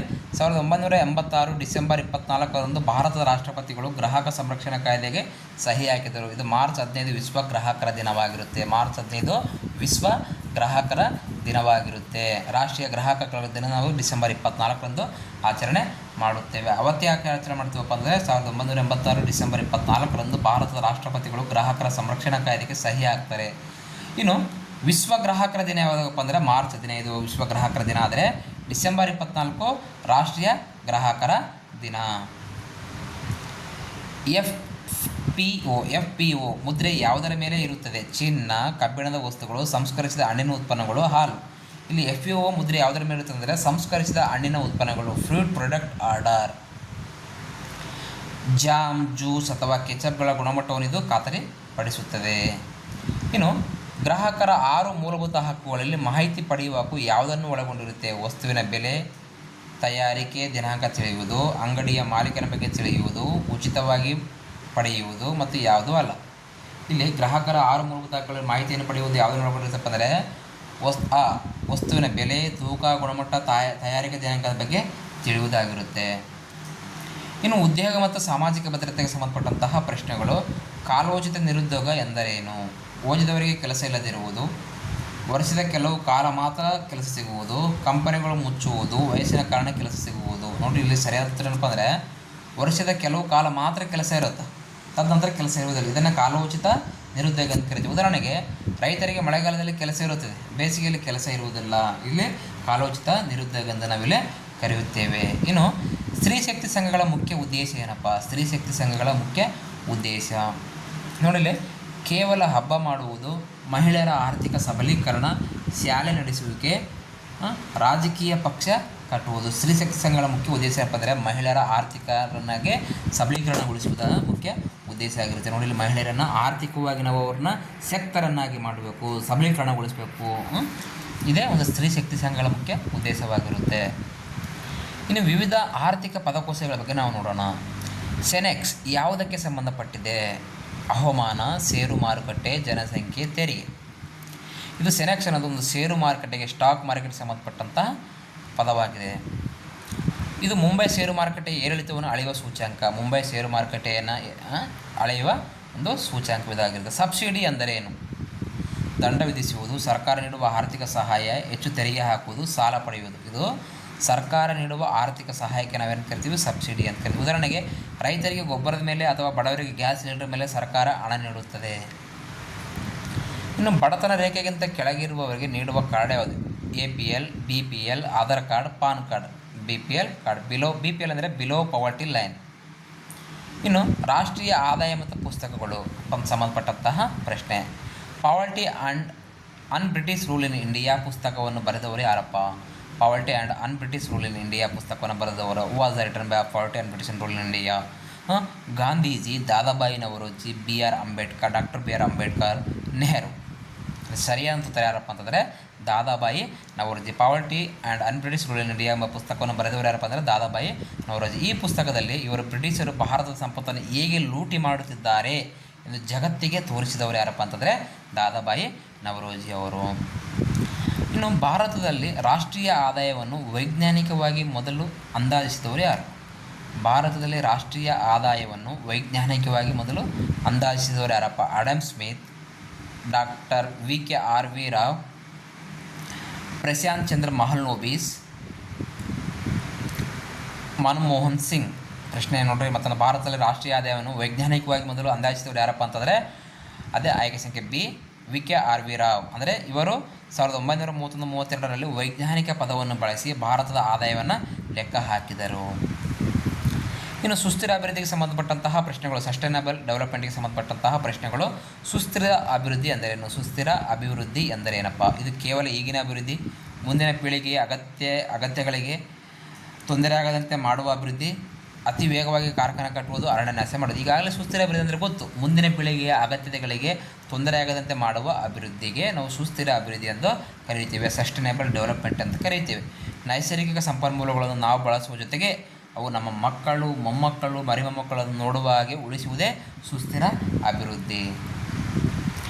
HDA ವುಮೆನ್ ಡೆವಲಪ್ಮೆಂಟ್ ಇಂಡೆಕ್ಸ್, ಮಾನವ ಅಭಿವೃದ್ಧಿ ಸೂಚ್ಯಂಕ. 3 ಪ್ರಮುಖ ಆಯಾಮಗಳು ಯಾವುವು? HDAನ 3 ಪ್ರಮುಖ ಆಯಾಮಗಳಪ್ಪ: ಜನನ, ಮರಣ, ಮದುವೆ, ಆಯಸ್ಸು, ಜ್ಞಾನ ಮತ್ತು ಜೀವನ, ಮನೆ, ಗಾಡಿ, ಬಂಗಾರ, ಕೃಷಿ, ಕೈಗಾರಿಕಾ, ಸೇವೆ. ಇಲ್ಲಿ ವುಮೆನ್ ಡೆವಲಪ್ಮೆಂಟ್ ಆಫ್ ಇಂಡೆಕ್ಸ್ನ 3 ಪ್ರಮುಖ ಆಯಾಮಗಳೇನಪ್ಪ ಅಂತಂದರೆ ಆಯ್ಕೆ ಸಂಖ್ಯೆ B, ಆಯಸ್ಸು, ಶಿಕ್ಷಣ ಮತ್ತು ಜೀವನ ಮಟ್ಟ. ಅಂದರೆ ಆಯಸ್ಸು, ಜ್ಞಾನ ಅಥವಾ ಶಿಕ್ಷಣ ಮತ್ತು ಜೀವನ ಮಟ್ಟ. ಇದು HDAನ 3 ಪ್ರಮುಖ ಆಯಾಮಗಳಾಗಿರುತ್ತೆ. ನಿರುದ್ಯೋಗ ಮತ್ತು ಪರಿಹಾರಗಳಿಗೆ ಸಂಬಂಧಪಟ್ಟಂತಹ ಪ್ರಶ್ನೆ. ಪ್ರಚ್ಛನ್ನ ನಿರುದ್ಯೋಗ ಎಂದರೇನು? ಪ್ರಚ್ಛನ್ನ ನಿರುದ್ಯೋಗ ಕೆಲಸವೇ ಇಲ್ಲದಿರುವುದು. ಆಯ್ಕೆ ಸಂಖ್ಯೆ ಮೇಲ್ನೋಟಕ್ಕೆ ಕೆಲಸದಂತೆ ಕಂಡರೂ ಅವರ ಉತ್ಪಾದನೆ ಶೂನ್ಯವಾಗಿರುವುದು, ಕೆಲಸ ಬಿಡುವುದು, ಅರ್ಧ ದಿನ ಕೆಲಸ ಮಾಡುವುದು. ನೋಡಿ, ಪ್ರಚ್ಛನ್ನ ನಿರುದ್ಯೋಗ ಅಂದರೆ ಮೇಲ್ನೋಟಕ್ಕೆ ಕೆಲಸದಂತೆ ಕಂಡರೂ ಸಹ ಅವರ ಉತ್ಪಾದನೆ ಏನಾಗಿರುತ್ತೆ? ಶೂನ್ಯವಾಗಿರುತ್ತೆ. ಉದಾಹರಣೆ, ಕೃಷಿಯಲ್ಲಿ 5 ಜನ ಮಾಡುವ ಕೆಲಸ 10 ಜನ ಸೇರಿಕೊಂಡರೆ ಹೆಚ್ಚುವರಿ 5 ಜನರ ಉತ್ಪಾದನೆ ಶೂನ್ಯವಾಗಿರುತ್ತೆ. ಹೆಚ್ಚುವರಿ 5 ಜನರ ಕೆಲಸ ಶೂನ್ಯವಾಗಿರುತ್ತೆ. ಇದನ್ನು ಮರೆಮಾಚಿದ ನಿರುದ್ಯೋಗ ಅಂತಲೂ ಕರೆಯುತ್ತೇವೆ. ಏನಂತ ಕರಿತೀವಿ? ಮರೆಮಾಚಿದ ನಿರುದ್ಯೋಗ ಅಥವಾ ಪ್ರಚ್ಛನ್ನ ನಿರುದ್ಯೋಗ ಅಂತ ನಾವು ಇಲ್ಲಿ ಕರಿತೀವಿ. NSSO ಇದರ ಪೂರ್ಣ ರೂಪವೇನು? National social service office, national sample survey office, national security service order, new state survey office. NSSOನ ಪೂರ್ಣ ರೂಪ ಏನಪ್ಪ ಅಂತಂದರೆ national sample survey office, national sample survey office. ವಿವರಣೆ: ಭಾರತದಲ್ಲಿ ನಿರುದ್ಯೋಗ ಮತ್ತು ಬಡತನದ ಬಗ್ಗೆ ಅಂಕಿಅಂಶಗಳನ್ನು ಸಂಗ್ರಹಿಸಲು ಪ್ರಮುಖ ಸಂಸ್ಥೆ ಇದಾಗಿರುತ್ತದೆ. ಯಾವುದಪ್ಪ ಅಂದರೆ ಭಾರತದಲ್ಲಿ ನಿರುದ್ಯೋಗ ಮತ್ತು ಬಡತನದ ಅಂಕಿಅಂಶಗಳನ್ನು ಸಂಗ್ರಹಿಸುವ ಒಂದು ಪ್ರಮುಖ ಸಂಸ್ಥೆ ಯಾವುದಪ್ಪ ಅಂತಂದರೆ NSSO. NSSOನ ಪರಿಪೂರ್ಣ ರೂಪ ಏನಪ್ಪ ಅಂತಂದರೆ ನ್ಯಾಷನಲ್ ಸ್ಯಾಂಪಲ್ ಸರ್ವೆ ಆಫೀಸ್. ಹಣ ಮತ್ತು ಆರ್ಥಿಕ ನೀತಿಗೆ ಸಂಬಂಧಪಟ್ಟಂತಹ ಪ್ರಶ್ನೆಗಳು. ಇಲ್ಲಿ ಪ್ರಶ್ನೆ ಸಂಖ್ಯೆ 72ಕ್ಕೆ ಬರೋದಾದರೆ ಇಲ್ಲಿ ನಗದು ಮೀಸಲು ಅನುಪಾತ CRR ಎಂದರೇನಪ್ಪ? CRR current reserve ratio. ನಗದು ಮೀಸಲು ಅನುಪಾತ ಎಂದರೇನಪ್ಪ? ನಾವು ಮನೆಯಲ್ಲಿಡುವ ಹಣ, ವಾಣಿಜ್ಯ ಬ್ಯಾಂಕುಗಳು RBI ಬಳಿ ಇಡಬೇಕಾದ ಕನಿಷ್ಠ ನಗದು, ಸಾಲದ ಮೇಲಿನ ಬಡ್ಡಿ, ವಿದೇಶಿ ವಿನಿಮಯ. ಇದು ನಗದು ಮೀಸಲು ಅನುಪಾತ ಕರೆಂಟ್ ರಿಸರ್ವ್ ರೇಷಿಯೋ ಎಂದರಪ್ಪ ಅಂದರೆ ವಾಣಿಜ್ಯ ಬ್ಯಾಂಕುಗಳು RBI ಬಳಿ ಇಡಬೇಕಾದ ಕನಿಷ್ಠ ನಗದು. ನೋಡಿ, ಗೊತ್ತಿರಬೇಕು ನಮಗೆ, ವಾಣಿಜ್ಯ ಬ್ಯಾಂಕುಗಳು RBI ಬಳಿ ಇಡಬೇಕಾದಂಥ ಒಂದು ಕನಿಷ್ಠ ರೂಪದ ಹಣಕ್ಕೆ ನಾವೇನಂದು ಕರೀತೀವಪ್ಪ ಅಂದರೆ ಇಂತಿಷ್ಟು ಅಮೌಂಟು RBI ಇಡಬೇಕು. ಈಗ ನಾವೇನಂದು ಕರಿತೀವಪ್ಪ ಅಂತಂದರೆ CRR, ನಗದು ಮೀಸಲು ಅನುಪಾತ. ವಿವರಣೆ: ಹಣದುಬ್ಬರವನ್ನು ನಿಯಂತ್ರಿಸಲು RBI ಬ್ಯಾಂಕುಗಳ ಬಳಿ ಇರುವ ಹಣದ ಪ್ರಮಾಣವನ್ನು CRR ಮೂಲಕ ನಿಯಂತ್ರಿಸುತ್ತದೆ. ಇನ್ನು ಭಾರತೀಯ ಕೇಂದ್ರೀಯ ಬ್ಯಾಂಕ್ RBI ಸ್ಥಾಪನೆ ಆದದ್ದು ಯಾವಾಗ? ಆರ್ ಬಿ ಐನ ಭಾರತದ ಕೇಂದ್ರೀಯ ಬ್ಯಾಂಕ್ ಅಂತ ಕರಿತೀವಿ. ಈ ಆರ್ ಬಿ ಐ ಅಥವಾ ಭಾರತೀಯ ಕೇಂದ್ರ ಬ್ಯಾಂಕ್ ಸ್ಥಾಪನೆ ಆದದ್ದು ಯಾವಾಗಪ್ಪ ಅಂತಂದರೆ 1947, 1935, 1950, 1991. ಇಲ್ಲಿ ಸರಿಯಾದ ಉತ್ತರ ಏನಪ್ಪ ಅಂತಂದರೆ ಆಯ್ಕೆ ಸಂಖ್ಯೆ ಬಿ, 1935 ಏಪ್ರಿಲ್ 1. ಇನ್ನು ಗ್ರಾಹಕ ಸಂರಕ್ಷಣೆ ಮತ್ತು ಹಕ್ಕುಗಳಿಗೆ ಸಂಬಂಧಪಟ್ಟ ಹಾಗೆ ಏಪ್ರಿಲ್ 1, 1935ರಲ್ಲಿ ಆರ್ ಬಿ ಐ ಸ್ಥಾಪನೆ ಆಯಿತು. ಅದು ರಾಷ್ಟ್ರೀಕರಣ 1949ರಲ್ಲಿ ಆಗುತ್ತೆ. ಇನ್ನು ಗ್ರಾಹಕರ ಸಂರಕ್ಷಣೆ ಮತ್ತು ಹಕ್ಕುಗಳಿಗೆ ಸಂಬಂಧಪಟ್ಟ ಹಾಗೆ ಗ್ರಾಹಕ ಚಳವಳಿಯ ಪಿತಾಮಹ ಎಂದು ಯಾರನ್ನು ಕರೆಯಲಾಗುತ್ತದೆ? ಗ್ರಾಹಕ ಚಳವಳಿಯ ಪಿತಾಮಹ ಎಂದು ಯಾರನ್ನು ಕರೆಯಲಾಗುತ್ತದೆ ಅಂತಂದರೆ Mahatma Gandhi, Ralph Nader, Abraham Lincoln, Nelson Mandela. ಇಲ್ಲಿ ಗ್ರಾಹಕ ಚಳವಳಿಯ ಪಿತಾಮಹ ಎಂದು ಯಾರು ಕರಿತೀವಿ ಅಂದರೆ ರಾಲ್ಫ್ ನಾಡರ್ ಕರಿತೀವಿ ನಾವು. ಇನ್ನು ಇಕೋಮಾರ್ಕ್ ಅಥವಾ ಎಕೋಮಾರ್ಕ್ ಯಾವುದಕ್ಕೆ ನೀಡಲಾಗುತ್ತದೆ? ಅತಿ ಹೆಚ್ಚು ಬೆಲೆಯ ವಸ್ತು, ಪರಿಸರ ಸ್ನೇಹಿ ಉತ್ಪನ್ನಗಳು, ವಿದೇಶಿ ವಸ್ತುಗಳು, ಬಟ್ಟೆಗಳು. ಇಲ್ಲಿ ನಿಮ್ಗೆ ಗೊತ್ತಿರುತ್ತೆ, ಎಕೋಮಾರ್ಕ್ ಅಂದರೆ ಅದು ಪರಿಸರ ಸ್ನೇಹಿ ವಸ್ತುಗಳಿಗೆ ನೀಡಲಾಗುತ್ತೆ. ವಿವರಣೆ: ಪರಿಸರಕ್ಕೆ ಹಾನಿ ಮಾಡದ ರೀತಿಯಲ್ಲಿ ತಯಾರಾದ ವಸ್ತುಗಳ ಮೇಲೆ ಮುದ್ರೆ ಇರುತ್ತದೆ.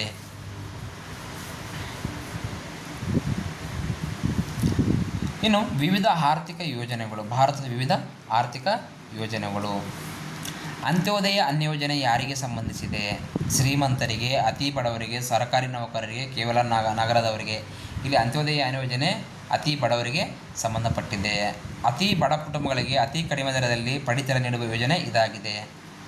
ಜನಗಣತಿ ಎಷ್ಟು ವರ್ಷಕ್ಕೊಮ್ಮೆ ನಡೆಯುತ್ತದೆ? 5 ವರ್ಷ, 10 ವರ್ಷ, 15 ವರ್ಷ, 1 ವರ್ಷ. ಜನಗಣತಿ 10 ವರ್ಷಕ್ಕೊಮ್ಮೆ ನಡೆಯುತ್ತದೆ.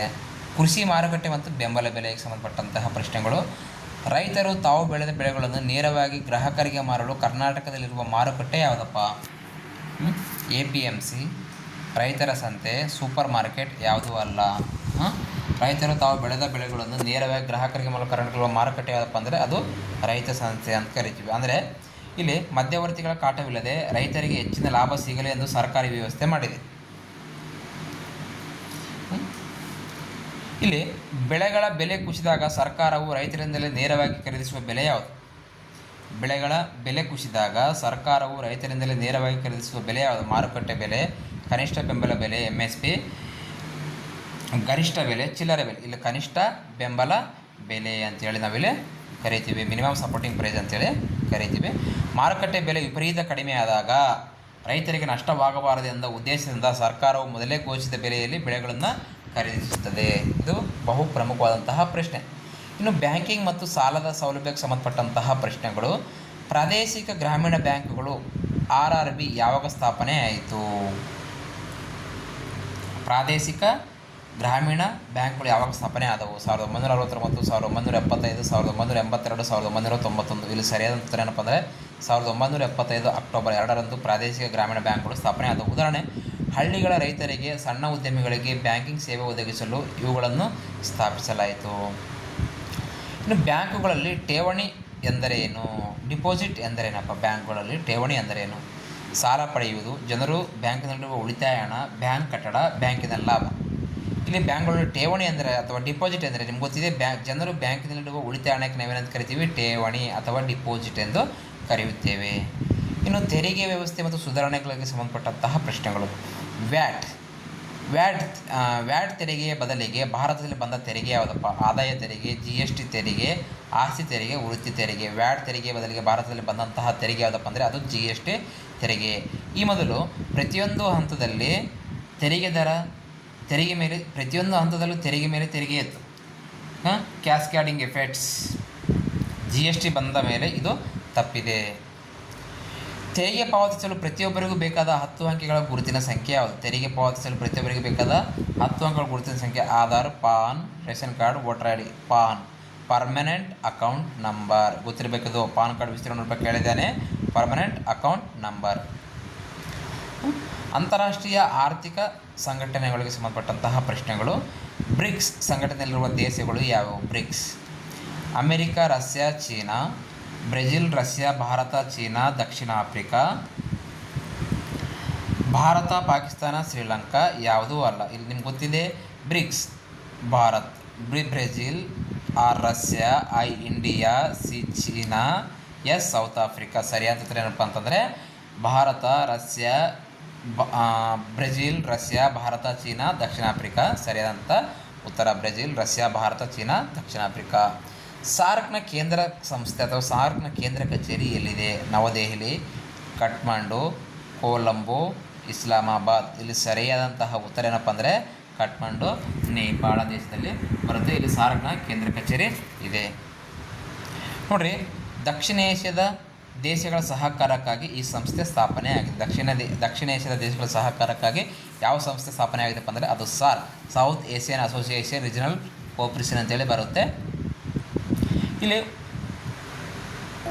ಉಳಿದ ಪ್ರಮುಖ ಸಂಕ್ಷಿಪ್ತ ಪ್ರಶ್ನೆಗಳು ಇಲ್ಲಿ 10ನೇ ತರಗತಿಯಲ್ಲಿ ಬರೆದಂತಹ ಇನ್ನುಳಿದಂತಹ ಪ್ರಶ್ನೆಗಳನ್ನು ನೋಡೋಣ ನಾವು. ಇಲ್ಲಿ ಹಣದ ಮೌಲ್ಯ ಏರುವುದು ಎಂದರೆ ಉತ್ತಮ ಬೆಲೆಗಳು ಹಣದ ಮೌಲ್ಯ ಏರುವುದೆಂದಪ್ಪ ಅಂದರೆ ಬೆಲೆಗಳು ಇಳಿಯುವುದು. ಹಣದ ಮೌಲ್ಯ ಏರುತ್ತಪ್ಪ ಅಂದರೆ ಬೆಲೆಗಳು ಏನಾಗುತ್ತಪ್ಪ ಅಂತಂದರೆ ಇಳಿದು. ಬೆಳ್ಳಿ ಕ್ರಾಂತಿ ಯಾವುದಕ್ಕೆ ಸಂಬಂಧಪಟ್ಟಿದೆ? ಮೊಟ್ಟೆ ಉತ್ಪಾದನೆಗೆ ಸಂಬಂಧಪಟ್ಟಿದೆ. ಗರೀಬಿ ಹಠಾವೋ ಘೋಷಣೆ ನೀಡಿದವರು ಯಾರು? ಇಂದಿರಾ ಗಾಂಧಿ. ವಿಶ್ವಸಂಸ್ಥೆಯ ಅಭಿವೃದ್ಧಿ ಕಾರ್ಯಕ್ರಮ ಯಾವುದು? UNDP, United National Development Programme. ಕಾರ್ಖಾನೆಗಳು ಯಾವ ವಲಯಕ್ಕೆ ಸೇರುತ್ತವೆ? ಕಾರ್ಖಾನೆಗಳು ದ್ವಿತೀಯ ವಲಯಕ್ಕೆ ಸೇರುತ್ತವೆ. ಯೋಜನಾ ಆಯೋಗದ ಕೊನೆಯ ಅಧ್ಯಕ್ಷರು ಯಾರು? ಯೋಜನಾ ಆಯೋಗದ ಕೊನೆಯ ಅಧ್ಯಕ್ಷರು ನಿಮ್ಗೆ ಗೊತ್ತಿರ್ಬೋದು, ಅದು ನರೇಂದ್ರ ಮೋದಿ. ಮೊದಲ ಅಧ್ಯಕ್ಷರು ಜವಾಹರ್ಲಾಲ್ ನೆಹರು. ಖಾಸಗೀಕರಣದ ಇನ್ನೊಂದು ಹೆಸರೇನು? ಬಂಡವಾಳ ಹಿಂತೆಗೆತ. ಖಾಸಗೀಕರಣದ ಇನ್ನೊಂದು ಹೆಸರೇನಪ್ಪ ಅಂದರೆ ಬಂಡವಾಳ ಹಿಂತೆಗೆತ. ನೋಡು, ಗ್ರಾಹಕರಿಗೆ ನೀಡುವ ಗುಣಮಟ್ಟದ ಲೇಬಲ್ಗಳು ISI, ಅಗ್ಮಾರ್ಕ್, ಹಾಲ್ಮಾರ್ಕ್. ಗ್ರಾಹಕರಿಗೆ ನೀಡುವ ಗುಣಮಟ್ಟದ ಲೇಬಲ್ಗಳು ಏನಪ್ಪ ಅಂದರೆ ISI, ಅಗ್ಮಾರ್ಕ್, ಹಾಲ್ಮಾರ್ಕ್. ಇವೆಲ್ಲ ಗೊತ್ತಿರಬೇಕು. ISI ಇದ್ರ ಮೇಲೆ ಬಳಸ್ತಾರೆ, ಅಗ್ಮಾರ್ಕ್ ಇದ್ರ ಮೇಲೆ ಬಳಸ್ತಾರೆ, ಹಾಲ್ಮಾರ್ಕ್ ಇದ್ರ ಮೇಲೆ ಬಳಸ್ತಾರೆ ಅಂತ ಈಗಾಗಲೇ ಹೇಳಿದ್ದೆ. ಅರ್ಥಶಾಸ್ತ್ರವನ್ನು ಕಲ್ಯಾಣಶಾಸ್ತ್ರ ಎಂದವರು ಯಾರಪ್ಪ ಅಂದರೆ ಆಲ್ಫ್ರೆಡ್ ಮಾರ್ಷಲ್. ಕಲ್ಯಾಣ ಅರ್ಥಶಾಸ್ತ್ರ ಅಥವಾ ಅರ್ಥಶಾಸ್ತ್ರ ಕಲ್ಯಾಣ ಕರೆದವರು ಯಾರಪ್ಪ ಅಂದರೆ ಆಲ್ಫ್ರೆಡ್ ಮಾರ್ಷಲ್. ಪಂಚಾಯತ್ ರಾಜಿನ ಅತ್ಯುನ್ನತ ಹಂತ ಯಾವುದಪ್ಪ ಅಂದರೆ ಜಿಲ್ಲಾ ಪಂಚಾಯತ್. ಭಾರತದ ಮೊದಲ ಹಣಕಾಸಿನ ಸಚಿವರು ಯಾರು? ಅದು RK ಷಣ್ಮುಗಂ ಚೆಟ್ಟಿ. ಭಾರತದ ಮೊದಲ ಹಣಕಾಸಿನ ಸಚಿವರು. ರೂಪಾಯಿ ಚಿಹ್ನೆಯನ್ನು ವಿನ್ಯಾಸಗೊಳಿಸಿದವರು ಯಾರಪ್ಪ ಅಂತಂದರೆ D. ಉದಯ್ ಕುಮಾರ್. ಯಾರು? D. ಉದಯ್ ಕುಮಾರ್. ಬ್ಯಾಂಕ್ ಎನ್ನುವ ಪದ ಯಾವ ಭಾಷೆಯ ಪದದಿಂದ ಬಂದಿದೆ? ಇಟಾಲಿಯನ್. ಬ್ಯಾಂಕೋ ಎಂಬ ಪದದಿಂದ ಬಂದಿದೆ. ATMನ ಪೂರ್ಣ ರೂಪವೇನು? Automated teller machine. Automated teller machine. ನೋಡಿ, ಬ್ಯಾಂಕ್ ಎನ್ನುವ ಪದ ಇಟಾಲಿಯನ್ ಭಾಷೆಯಿಂದ ಬ್ಯಾಂಕೋ ಎಂಬ ಪದದಿಂದ ಬಂದಿದೆ.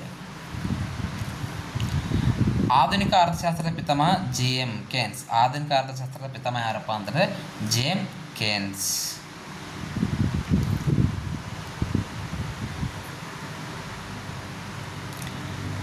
ನೋಡಿಲ್ಲಿ, ಆರ್ಥಿಕ ಅಭಿವೃದ್ಧಿಯನ್ನು ಅಳೆಯುವ ಉತ್ತಮ ಮಾನದಂಡ ತಲಾ ಆದಾಯ.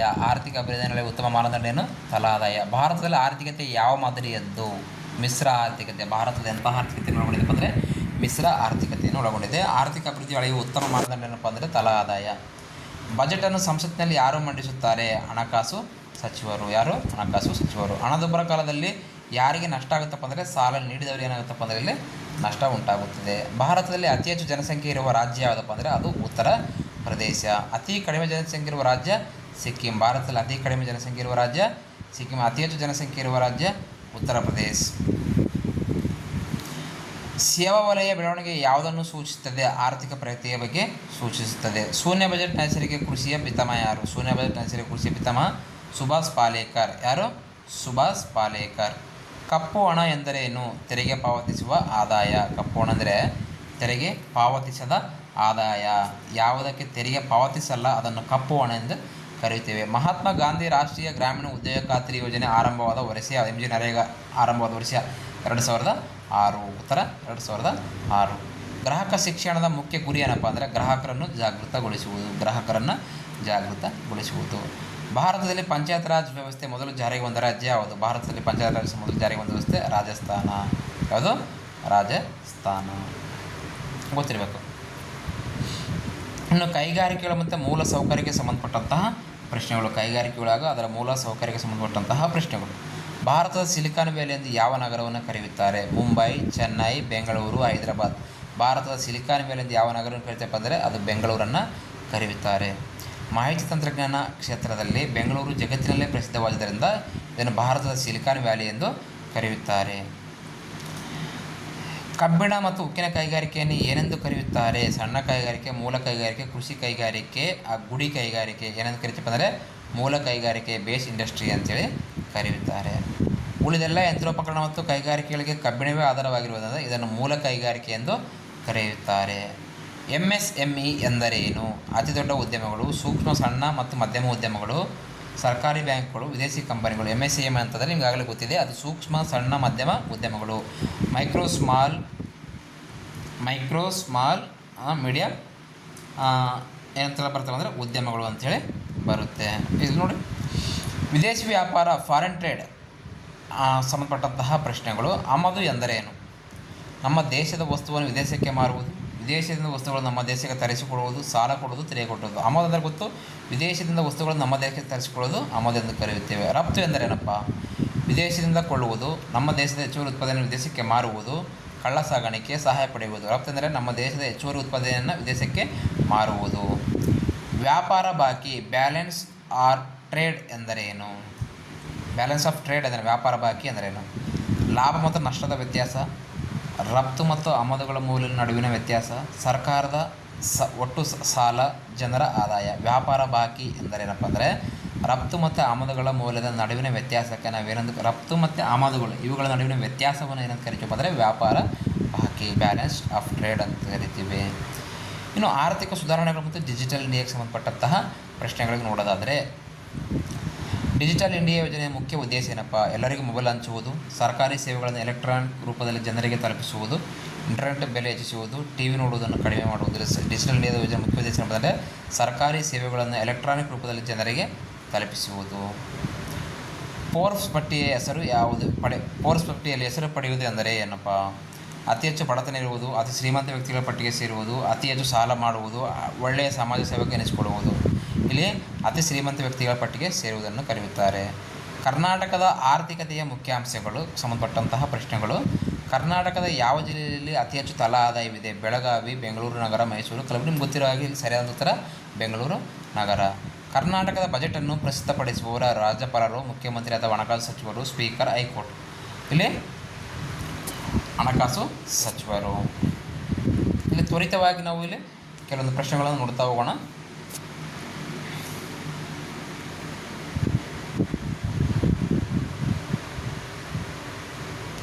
ವಿಶ್ವಸಂಸ್ಥೆಯ ಕೇಂದ್ರ ಕಚೇರಿ ಎಲ್ಲಿದೆ? ನ್ಯೂಯಾರ್ಕ್. ವಿಶ್ವಸಂಸ್ಥೆಯ ಕೇಂದ್ರ ಕಚೇರಿ ಎಲ್ಲಿದೆ? ನ್ಯೂಯಾರ್ಕ್. ಭಾರತದ ಮೊದಲ ಕೈಗಾರಿಕಾ ನೀತಿ ಬಂದ ವರ್ಷ ಏನಂದರೆ 1948. ಭಾರತದ ಮೊದಲ ಕೈಗಾರಿಕಾ ನೀತಿ ಬಂದ ವರ್ಷ ಯಾವುದಪ್ಪ ಅಂದರೆ 1948. ಭಾರತದ ರೂಪಾಯಿ ಅಪಮೌಲ್ಯೀಕರಣ ಎಂದರೇನು? ವಿದೇಶಿ ಹಣದ ಎದುರು ರೂಪಾಯಿ ಬೆಲೆ ಕುಸಿಯುವುದು. ವಿದೇಶಿ ಹಣದ ಎದುರು ರೂಪಾಯಿ ಬೆಲೆ ಕುಸಿದೆ ಅಂತ ಕರಿತೀವಿ, ರೂಪಾಯಿ ಅಪಮೌಲ್ಯೀಕರಣ. ಭಾರತದ ಮೊದಲ ಕೈಗಾರಿಕಾ ನೀತಿ ಬಂದ ವರ್ಷ 1948. ವಿಶ್ವಸಂಸ್ಥೆಯ ಕೇಂದ್ರ ಕಚೇರಿ ಅಂದರೆ ಅದು ನ್ಯೂಯಾರ್ಕ್ನಲ್ಲಿ ಇದೆ. ಅರ್ಥಶಾಸ್ತ್ರದಲ್ಲಿ ಸಂಪನ್ಮೂಲಗಳ ಹಂಚಿಕೆ ಎಂದರೇನಪ್ಪ? ಲಭ್ಯ ಇರುವ ವಸ್ತುಗಳನ್ನು ಸರಿಯಾಗಿ ಬಳಸಿಕೊಳ್ಳುವುದೆಂದರ್ಥ. ಚಲಾವಣೆಯಲ್ಲಿರುವ ಹಣದ ಒಟ್ಟು ಮೊತ್ತವನ್ನು ನಿಯಂತ್ರಿಸುವವರು ಯಾರಪ್ಪ ಅಂದರೆ RBI. ಕೇಂದ್ರ ಬ್ಯಾಂಕಿನ ಅಂತಿಮ ಅಸ್ತ್ರ ಏನಪ್ಪ ಅಂದರೆ ನೋಟು ಮುದ್ರಣ. ಸರಕುಗಳ ಮೇಲೆ ವಿಧಿಸುವ ತೆರಿಗೆ ಏನಂತ ಕರಿತೀವಪ್ಪ ಅಂದರೆ ಅಬಕಾರಿ ಸುಂಕ ಅಂತೇಳಿ ಕರೆಯುತ್ತೀವಿ. ಭಾರತದಲ್ಲಿ ಹಣದುಬ್ಬರ ಅಳೆಯುವ ಮಾನದಂಡ ಯಾವುದು? ಭಾರತದಲ್ಲಿ ಹಣದುಬ್ಬರ ಅಳೆಯುವ ಮಾನದಂಡ ಏನಪ್ಪ ಅಂದರೆ ಅದು CPI, ಕನ್ಸ್ಯೂಮರ್ ಪ್ರೈಸ್ ಇಂಡೆಕ್ಸ್ ಅಂತ ಕರೀತಾರೆ, ಗ್ರಾಹಕ ಬೆಲೆ ಸೂಚ್ಯಂಕ ಅಂತೇಳಿ ಕರೆಯುತ್ತಾರೆ. ಹಣದುಬ್ಬರ ಅಳೆಯುವ ಸಾಧನ ಮಾನದಂಡ ಯಾವುದಪ್ಪ ಅಂದರೆ CPI. ಅಮರ್ ಸೇನ್ ಅವರಿಗೆ ನೊಬೆಲ್ ಪ್ರಶಸ್ತಿ ಬಂದ ವರ್ಷ 1998 ಅರ್ಥಶಾಸ್ತ್ರ ವಿಷಯದಲ್ಲಿ. ಬಡತನ ಅನ್ನೋದು ಯಾವ ರೀತಿಯ ಸಮಸ್ಯೆ ಅಂದರೆ ಅದು ಸಾಮಾಜಿಕ ಮತ್ತು ಆರ್ಥಿಕ ಸಮಸ್ಯೆ ಆಗಿದೆ. ಭಾರತದ ಹಸಿರು ಕ್ರಾಂತಿಯ 2ನೇ ಹಂತ ಯಾವುದಕ್ಕೆ ಒತ್ತು ನೀಡಿತಪ್ಪ ಅಂತಂದರೆ ಬೇಳೆಕಾಳುಗಳು ಮತ್ತು ಎಣ್ಣೆಕಾಳುಗಳಿಗೆ ಒತ್ತು ನೀಡಿತು. ಜಾಗತೀಕರಣ ಒಂದು ಅಡ್ಡ ಪರಿಣಾಮ ಏನಪ್ಪ ಅಂದರೆ ಸ್ಥಳೀಯ ಸಣ್ಣ ಕೈಗಾರಿಕೆಗಳ ಪೈಪೋಟಿಯಾಗಿರುತ್ತೆ. ವಿಶ್ವ ಗ್ರಾಹಕರ ದಿನ ಈಗಾಗಲೇ ಹೇಳಿದೆ. ಭಾರತ ಗ್ರಾಹಕರ ದಿನ ಡಿಸೆಂಬರ್ 24 ಆದರೆ ವಿಶ್ವ ಗ್ರಾಹಕರ ದಿನ ಮಾರ್ಚ್ 15. ಸಾಲದ ಹೊರೆ ಹೆಚ್ಚಾದರೆ ಏನಾಗುತ್ತದೆಪ್ಪ ಅಂದರೆ ವಿತ್ತೀಯ ಕೊರತೆ ಹೆಚ್ಚಾಗುತ್ತದೆ. ಸಾಲದ ಹೊರೆ ಹೆಚ್ಚಾದಂಗೆಲ್ಲ ವಿತ್ತೀಯ ಕೊರತೆ ಏನಾಗುತ್ತಪ್ಪ ಅಂದರೆ ಹೆಚ್ಚಾಗುತ್ತೆ. ಆರ್ಥಿಕ ಯೋಜನೆಗಳ ಮುಖ್ಯ ಗುರಿ ಏನಪ್ಪ ಅಂದರೆ ಪ್ರಾದೇಶಿಕ ಅಸಮಾನತೆಯನ್ನು ಹೋಗಲಾಡಿಸುವುದು. ಪಂಚಾಯತ್ ರಾಜ್ನ ಶಕ್ತಿಯ ಮೂಲ ಏನಪ್ಪ ಅಂದರೆ ಅದು ಗ್ರಾಮ ಸಭೆ ಆಗಿರುತ್ತೆ. ಮಹಿಳಾ ಸ್ವರಾಜ್ ಯೋಜನೆಯ ಮುಖ್ಯ ಉದ್ದೇಶ ಏನಪ್ಪ? ಪಂಚಾಯತ್ನಲ್ಲಿ ಮಹಿಳೆಯರು ಪಾಲ್ಗೊಳ್ಳುವಿಕೆ. ಜನ್ಧನ್ ಯೋಜನೆಯ ಮುಖ್ಯ ಉದ್ದೇಶ ಏನಪ್ಪ ಅಂದರೆ ಪ್ರತಿಯೊಬ್ಬರು ಬ್ಯಾಂಕ್ ಖಾತೆಯನ್ನು ನೀಡುವುದು ಜನ್ಧನ್ ಯೋಜನೆ ಮುಖ್ಯ ಉದ್ದೇಶವಾಗಿರುತ್ತೆ. ರೈತರಿಗೆ ಸಾಲ ನೀಡುವ KCC ಎಂದರೇನು? Kisan credit card. KCC ಅಂದರೆ ಕಿಸಾನ್ ಕ್ರೆಡಿಟ್ ಕಾರ್ಡ್. ಆಧುನಿಕ ಅರ್ಥಶಾಸ್ತ್ರದ ತಂದೆ ಅಂತ, ಆಧುನಿಕ ಅರ್ಥಶಾಸ್ತ್ರ ಪಿತಾಮಹ ಅಂತ ಯಾರಿಗೆ ಕರಿತೀವಪ್ಪ ಅಂದರೆ ಆಡಮ್ ಸ್ಮಿತ್. ಮಿಶ್ರ ಆರ್ಥಿಕತೆ ಅಂದರೇನಪ್ಪ? ಸಾರ್ವಜನಿಕ ಮತ್ತು ಖಾಸಗಿ ವಲಯಗಳಲ್ಲಿರುವುದನ್ನು ನಾವೇನಂತ ಕರಿತೀವಿ? ಮಿಶ್ರ ಆರ್ಥಿಕತೆ ಅಂತೇಳಿ ಕರೀತೀವಿ. ಶುದ್ಧ ಕುಡಿಯುವ ನೀರಿನ ಯೋಜನೆ ಗಂಗಾ ಕಲ್ಯಾಣ ಅಥವಾ ಜಲಜೀವನ್ ಮಿಷನ್. ಶುದ್ಧ ಕುಡಿಯುವ ನೀರಿನ ಯೋಜನೆ ಏನಪ್ಪ ಅಂದರೆ ಗಂಗಾ ಕಲ್ಯಾಣ ಅಥವಾ ಜಲಜೀವನ್ ಮಿಷನ್ಗೆ ಸಂಬಂಧಪಟ್ಟಿದೆ. ಭಾರತದ ಷೇರು ಮಾರುಕಟ್ಟೆ ನಿಯಂತ್ರಕ ಯಾರಪ್ಪ ಅಂತಂದರೆ SEBI. ಭಾರತದ ಷೇರು ಮಾರುಕಟ್ಟೆ ನಿಯಂತ್ರಕ ಯಾರಪ್ಪ ಅಂತಂದರೆ SEBI ಆಗಿರುತ್ತೆ. ಪರಸ್ಪರ ಸಹಾಯ ಮತ್ತು ಉಳಿತಾಯದ ಗುಂಪುಗಳು ಸ್ವಸಹಾಯ ಗುಂಪುಗಳಾಗಿರುತ್ತವೆ. ಭಾರತದಲ್ಲಿ ಗರಿಷ್ಠ ನೋಟು ನಿಷೇಧ ಯಾವಾಗ ನಡೆಯುತ್ತಪ್ಪ ಅಂತಂದರೆ ನವೆಂಬರ್ 8, 2016 ನಡೆಯಿತು. ಯಾವ ತೆರಿಗೆಯನ್ನು ಪಾವತಿಸಲು ಸಾಧ್ಯವಿಲ್ಲ? ನೇರ ತೆರಿಗೆಯನ್ನು ಮರುಪಾವತಿಸಲು ಸಾಧ್ಯವಿಲ್ಲ. ಯಾವ ತೆರಿಗೆಯನ್ನು ಮರುಪಾವತಿಸಲು ಸಾಧ್ಯವಿಲ್ಲ ಅಂದರೆ ಡೈರೆಕ್ಟ್ ಟ್ಯಾಕ್ಸ್. ಕರ್ನಾಟಕದ ಅತಿ ದೊಡ್ಡ ನೀರಾವರಿ ಯೋಜನೆ ಯಾವುದು? ಕೃಷ್ಣಾ ಮೇಲ್ದಂಡ ಯೋಜನೆ. ಕೃಷ್ಣಾ ಮೇಲ್ದಂಡ ಯೋಜನೆ ಇದು ಕರ್ನಾಟಕದ ಅತಿ ದೊಡ್ಡ ನೀರಾವರಿ ಯೋಜನೆ ಆಗಿರುತ್ತದೆ. ರೇಷ್ಮೆ ಉತ್ಪಾದನೆಯಲ್ಲಿ ಭಾರತದ ಸ್ಥಾನ ಎಷ್ಟಪ್ಪ ಅಂದರೆ 2ನೇ ಸ್ಥಾನ. ಕರ್ನಾಟಕ ಭಾರತದಲ್ಲಿ ಮೊದಲ ಸ್ಥಾನವನ್ನು ಪಡೆದಿದೆ. ನೋಡಿರಿ, ರೇಷ್ಮೆ ಉತ್ಪಾದನೆಯಲ್ಲಿ ಭಾರತದಲ್ಲಿ ಕರ್ನಾಟಕ ಮೊದಲ ಸ್ಥಾನವಾದರೆ ಪ್ರಪಂಚದಲ್ಲಿ ಭಾರತ 2ನೇ ಸ್ಥಾನವನ್ನು ಪಡೆದುಕೊಂಡಿದೆ.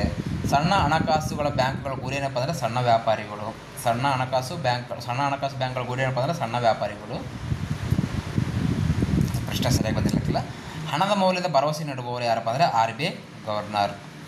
ಆರ್ಥಿಕ ಅಭಿವೃದ್ಧಿಯ ಚಕ್ರ ಹೂಡಿಕೆ ಮಾಡುವುದಾಗಿರುತ್ತೆ. ಜನಸಂಖ್ಯೆಯಲ್ಲಿ ಭಾರತದ ಪ್ರಸ್ತುತ ಸ್ಥಾನ ಎಷ್ಟಪ್ಪ ಅಂದರೆ ಮೊದಲನೇ ಸ್ಥಾನ. ಅಂದರೆ ಜನಸಂಖ್ಯೆಯಲ್ಲಿ ಮೊದಲ ಸ್ಥಾನ ಅನ್ನೋದಕ್ಕಿಂತ ಈಗ 2011 ಜನಗಣತಿ ಪ್ರಕಾರ ಮೊದಲ ಯಾವುದಪ್ಪ ಅಂದರೆ ಚೀನಾ, ಆಮೇಲೆ ಭಾರತ ಆಗಿರುತ್ತೆ. ಭಾರತದ ಪಶ್ಚಿಮದ ಹೆಬ್ಬಾಗಿಲು ಏನಪ್ಪ ಅಂದರೆ ಮುಂಬೈ ಬಂದರು. ಭಾರತದ ಪಶ್ಚಿಮದ ಹೆಬ್ಬಾಗಿಲು ಮುಂಬೈ ಬಂದರು. ಗ್ರಾಹಕರ ಶೋಷಣೆಯನ್ನು ತಡೆಯಲು ಇರುವ ಕಾಯ್ದೆ ಯಾವುದು? ಗ್ರಾಹಕ ಸಂರಕ್ಷಣಾ ಕಾಯ್ದೆ. ಬೆಲೆ ಏರಿಕೆಯಾದಾಗ ಸಾಮಾನ್ಯ ಜನರ ಮೇಲೆ ಏನಾಗುತ್ತಪ್ಪ ಅಂದರೆ ಕೊಳ್ಳುವ ಶಕ್ತಿ ಏನಾಗುತ್ತೆ ಅಂದರೆ ಕಡಿಮೆ ಆಗುತ್ತೆ. ಯಾವ ವಲಯವು ಭಾರತದಲ್ಲಿ ಅತಿ ಹೆಚ್ಚು ಉದ್ಯೋಗ ನೋಡುತ್ತಪ್ಪ ಅಂದರೆ ಕೃಷಿ ವಲಯದಲ್ಲಿ. ಕರ್ನಾಟಕದ ಉಕ್ಕಿನ ನಗರ ಭದ್ರಾವತಿ. ಆರ್ಥಿಕ ಸಮೀಕ್ಷೆಯನ್ನು ಯಾರು ಮಂಡಿಸುತ್ತಾ ಇದ್ದಾರೆ? ಕೇಂದ್ರ ಹಣಕಾಸು ಸಚಿವಾಲಯ. GDP ಎಂದರೆ ಏನು? ದೇಶದ ಒಳಗಿನ ಒಟ್ಟು ಉತ್ಪಾದನೆ. Gross development. GDP ಅಂದರೆ ಏನಂದರೆ ದೇಶದ ಒಳಗಿನ ಒಟ್ಟು ಉತ್ಪಾದನೆ. GNP ಅಂದರೆ ಏನು? Gross net product.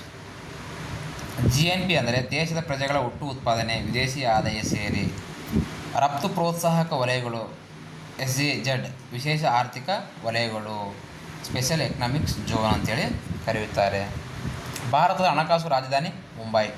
ಯಾವ ಪಂಚವಾರ್ಷಿಕ ಯೋಜನೆಯಲ್ಲಿ ಹಸಿರು ಕ್ರಾಂತಿ ಆರಂಭವಾಯಿತಪ್ಪ ಅಂತಂದರೆ 3ನೇ ಪಂಚವಾರ್ಷಿಕ ಯೋಜನೆಯಲ್ಲಿ. ಇಂಪಾರ್ಟೆಂಟ್ ಮಹತ್ವದಂತಹ ಪ್ರಶ್ನೆ. ವಿದೇಶಿ ವಿನಿಮಯ ಮೀಸಲು ಎಂದರೇನು? ಡಾಲರ್ ಮುಂತಾದ ವಿದೇಶಿ ಹಣದ ಸಂಗ್ರಹವಾಗಿರುತ್ತೆ. ಸಾರ್ವಜನಿಕ ವಿತರಣಾ ವ್ಯವಸ್ಥೆ PDS ಅಥವಾ ಪಡಿತರ ಅಂಗಡಿ ರೇಷನ್ ಶಾಪ್. ಸಾರ್ವಜನಿಕ ವಿತರಣಾ ವ್ಯವಸ್ಥೆ PDS ಅಂದರೆ ಪಡಿತರ ಅಂಗಡಿ, ನಾವು ಇಲ್ಲಿ ರೇಷನ್ ಶಾಪ್ ಅಂತೇಳಿ ಕರೆಯುತ್ತೇವೆ. ಕನಿಷ್ಠ ವೇತನ ಕಾಯ್ದೆ ಬಂದ ವರ್ಷ 1948. ಕನಿಷ್ಠ ವೇತನ ವರ್ಷ ಕಾಯ್ದೆ ಜಾರಿಗೆ ಬಂದ ವರ್ಷ ಯಾವುದಪ್ಪ ಅಂದರೆ 1948. ಬ್ಯಾಂಕ್ ದರ ಎಂದರೇನು? ಅವಾಗ ಈಗಾಗಲೇ ಹೇಳಿದೆ ನಾನು. ಬ್ಯಾಂಕ್ ದರ ಅಂದರೆ RBI ದೀರ್ಘಕಾಲದ ಸ್ಥಾನಕ್ಕೆ ವಿಧಿಸುವ ಬಡ್ಡಿ. RBI ದೀರ್ಘಕಾಲದ ಸಾಲಕ್ಕೆ ವಿಧಿಸುವ ಬಡ್ಡಿಗೆ ಏನಂತ ಕರಿತೀವಪ್ಪ ಅಂತಂದ್ರೆ ನಾವು ಬ್ಯಾಂಕ್ ದರ ಅಂತೇಳಿ ಕರಿತೀವಿ. ಡೆಬಿಟ್ ಕಾರ್ಡ್ ಎಂದರೇನು? ನಿಮ್ಮ ಖಾತೆಯಲ್ಲಿರುವ ಹಣವನ್ನು ಬಳಸುವ ಕಾರ್ಡ್ ಆಗಿರುತ್ತೆ. ಕ್ರೆಡಿಟ್ ಕಾರ್ಡ್ ಎಂದರೇನು? ಬ್ಯಾಂಕಿನಿಂದ ಸಾಲದ ರೂಪದಲ್ಲಿ ಬಳಸುವ ಕಾರ್ಡ್. ಬ್ಯಾಂಕಿನಿಂದ ಸಾಲದ ರೂಪದಲ್ಲಿ ಬಳಸುವಂತಹ ಕಾರ್ಡ್ಗೆ ಏನಂತ ಕರಿತೀವಿ? Credit card. ಹಣವಿಲ್ಲದ ವ್ಯವಹಾರಕ್ಕೆ ಏನಂತಾರೆ? ನಗದು ರಹಿತ ವ್ಯವಹಾರ. ಹಣವಿಲ್ಲದ ವ್ಯವಹಾರಕ್ಕೆ ಏನಂತ ಕರಿತೀವಿ ನಾವು? ನಗದು ರಹಿತ, ಕ್ಯಾಶ್ಲೆಸ್ ಏನಂತ ಕರಿತೀವಿ ಅಂದರೆ ಬಿಸ್ನೆಸ್ ಅಂತ ಕರಿತೀವಿ. ಡಿಜಿಟಲ್ ಪಾವತಿಯ ಒಂದು ಉದಾಹರಣೆ ಏನಪ್ಪ ಅಂತಂದರೆ UPI, ಭೀಮ್, ಫೋನ್ಪೇ, ಗೂಗಲ್ ಪೇ ಇವೆಲ್ಲ UPI ಪಾವತಿಗೆ ಸಂಬಂಧಪಟ್ಟಂತಹ ಉದಾಹರಣೆಗಳಾಗಿರುತ್ತವೆ. ಯಾವ ತೆರಿಗೆ ರಾಜ್ಯ ಸರ್ಕಾರಕ್ಕೆ ಸೇರುತ್ತದೆ? ವೃತ್ತಿ ತೆರಿಗೆ, ಭೂಕಂದಾಯ ತೆರಿಗೆ. ವೃತ್ತಿ ತೆರಿಗೆ ಮತ್ತು ಭೂಕಂದಾಯ ತೆರಿಗೆ. ಯಾವ ತೆರಿಗೆ ಕೇಂದ್ರ ಸರ್ಕಾರ ಸೇರುತ್ತಪ್ಪ ಅಂದರೆ ಆದಾಯ ತೆರಿಗೆ, ಕಸ್ಟಮ್ಸ್ ಡ್ಯೂಟಿ. ಯೋಜನಾ ರಜೆ, ಪ್ಲಾನಿಂಗ್ ಹಾಲಿಡೇ ಯಾವಾಗ ಬಂದಿತ್ತಂದರೆ ಯೋಜನಾ ರಜೆ 1966ರಿಂದ 1969ರಲ್ಲಿ. ಗೊತ್ತಿರಬೇಕು ಯೋಜನಾ ರಜೆ ಅಥವಾ ಪ್ಲಾನ್ಗಳು ಯಾವಾಗ ಬರುತ್ತೆ? 1966ರಿಂದ 69ರಲ್ಲಿ. ಸುಸ್ಥಿರ ಅಭಿವೃದ್ಧಿಯ ಗುರಿಗಳು, ಸಸ್ಟೈನಬಲ್ ಡೆವಲಪ್ಮೆಂಟ್ ಗೋಲ್ಸ್ ಎಷ್ಟಿವೆಯಪ್ಪ ಅಂತಂದರೆ 17 ಇವೆ. ಎಷ್ಟಿವೆ? 17. ಪ್ರಮುಖವಾದಂಥ ಪ್ರಶ್ನೆ ಇದು. ಭಾರತದ ಮೊದಲ ಬ್ಯಾಂಕ್ ಯಾವುದಪ್ಪ ಅಂದರೆ ಬ್ಯಾಂಕ್ ಆಫ್ ಹಿಂದೂಸ್ತಾನ್. ಭಾರತದ ಮೊದಲ ಬ್ಯಾಂಕ್ ಯಾವುದು? Bank of Hindustan. SBIನ ಹಳೆಯ ಹೆಸರೇನು? Imperial bank of India. SBIನ ಹಳೆಯ ಹೆಸರು ಅಂತಂದರೆ what is the old name of the SBI ಅಂದರೆ imperial bank of India. Bank of Mysuru ಸ್ಥಾಪಿಸಿದವರು ಯಾರು ಅಂದರೆ sir M Visvesvaraya. Bank of Mysuru ಸ್ಥಾಪಿಸಿದವರು ಯಾರು? Sir M Visvesvaraya. ಪ್ರಾಥಮಿಕ ವಲಯದ ಬೆನ್ನೆಲುಬು ಯಾವುದಪ್ಪ ಅಂದರೆ ಕೃಷಿ. ಭಾರತದ ಮಾರುಕಟ್ಟೆ ಯಾವ ರೀತಿಯದ್ದು? ಮುಕ್ತ ಮಾರುಕಟ್ಟೆ. ಭಾರತದ ಮಾರುಕಟ್ಟೆ ಎಂಥದಪ್ಪ ಅಂದರೆ ಇದು ಮುಕ್ತ ಮಾರುಕಟ್ಟೆ. ಆಮದು ಕಡಿಮೆ ಮಾಡಿ ರಫ್ತು ಹೆಚ್ಚು ಮಾಡುವುದಕ್ಕೆ ಏನೆಂದು ಕರೆಯುತ್ತಾರೆ? ಆಮದು ಕಡಿಮೆ ಮಾಡಿ ರಫ್ತು ಹೆಚ್ಚು ಮಾಡುವುದಕ್ಕೆ ವ್ಯಾಪಾರ ಉಳಿಕೆ ಎಂದು ಕರೆಯುತ್ತಾರೆ. ಏನೆಂದು ಕರೆಯುತ್ತಾರೆ? ವ್ಯಾಪಾರದ ಉಳಿಕೆ. ಜನ್ಧನ್ ಖಾತೆಯಲ್ಲಿ ಸಿಗುವ ವಿಮೆ ಯಾವುದು? ಅಪಘಾತ ವಿಮೆ. ಜನ್ಧನ್ ಖಾತೆಯಲ್ಲಿ ಸಿಗುವಂತಹ ವಿಮೆ ಯಾವುದಪ್ಪ ಅಂದರೆ ಅದು ಅಪಘಾತ ವಿಮೆ ಆಗಿರುತ್ತೆ. ಕಿಸಾನ್ ವಿಕಾಸ್ ಪತ್ರ ಯಾವುದಕ್ಕೆ ಸಂಬಂಧಪಟ್ಟಿದೆ? ಕಿಸಾನ್ ವಿಕಾಸ್ ಪತ್ರ ಯಾವುದಕ್ಕೆ ಸಂಬಂಧ? ಉಳಿತಾಯ ಯೋಜನೆಗೆ ಸಂಬಂಧಪಟ್ಟಿದೆ. ವಿದೇಶಿ ಬಂಡವಾಳ ಅರಿವು ಹೆಚ್ಚಾದರೆ ಏನಾಗುತ್ತೆ? ವಿದೇಶಿ ಬಂಡವಾಳದ ಅರಿವು ಹೆಚ್ಚಾದರೆ ಉದ್ಯೋಗ ಸೃಷ್ಟಿಯಾಗುತ್ತೆ. ಏನಾಗುತ್ತೆ? ಉದ್ಯೋಗ ಸೃಷ್ಟಿಯಾಗುತ್ತೆ. ಭಾರತದ ಅತಿ ದೊಡ್ಡ ಖಾಸಗಿ ಬ್ಯಾಂಕ್ ಅಂತಪ್ಪ ಅಂದರೆ HDFC ಬ್ಯಾಂಕ್. ಇನ್ನು ಆರ್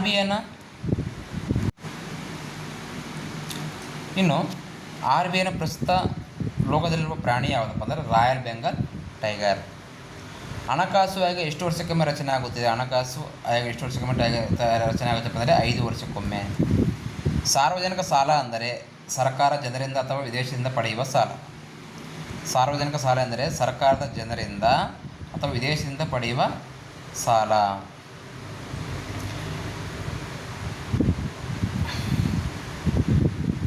ಸರ್ಕಾರ ಜನರಿಂದ ಪಡೆಯುವ ಸಾಲಕ್ಕೆ ನಾವು ಸಾರ್ವಜನಿಕ ಸಾಲ ಎಂದು ಕರೆಯುತ್ತೇವೆ. ಅದು ಇದಕ್ಕೆ ಆನ್ಸರ್ ಮಾಡಿದ್ರೆ. ಬ್ಯಾಂಕ್ಗಳ ಮೇಲೆ ನಿಗಾ ಇಡುವ ಸಂಸ್ಥೆ ಯಾವುದು? ಬ್ಯಾಂಕ್ಗಳ ಮೇಲೆ ನಿಗಾ ಇಡುವಂತಹ ಸಂಸ್ಥೆ ಏನಪ್ಪ ಅಂದರೆ RBI.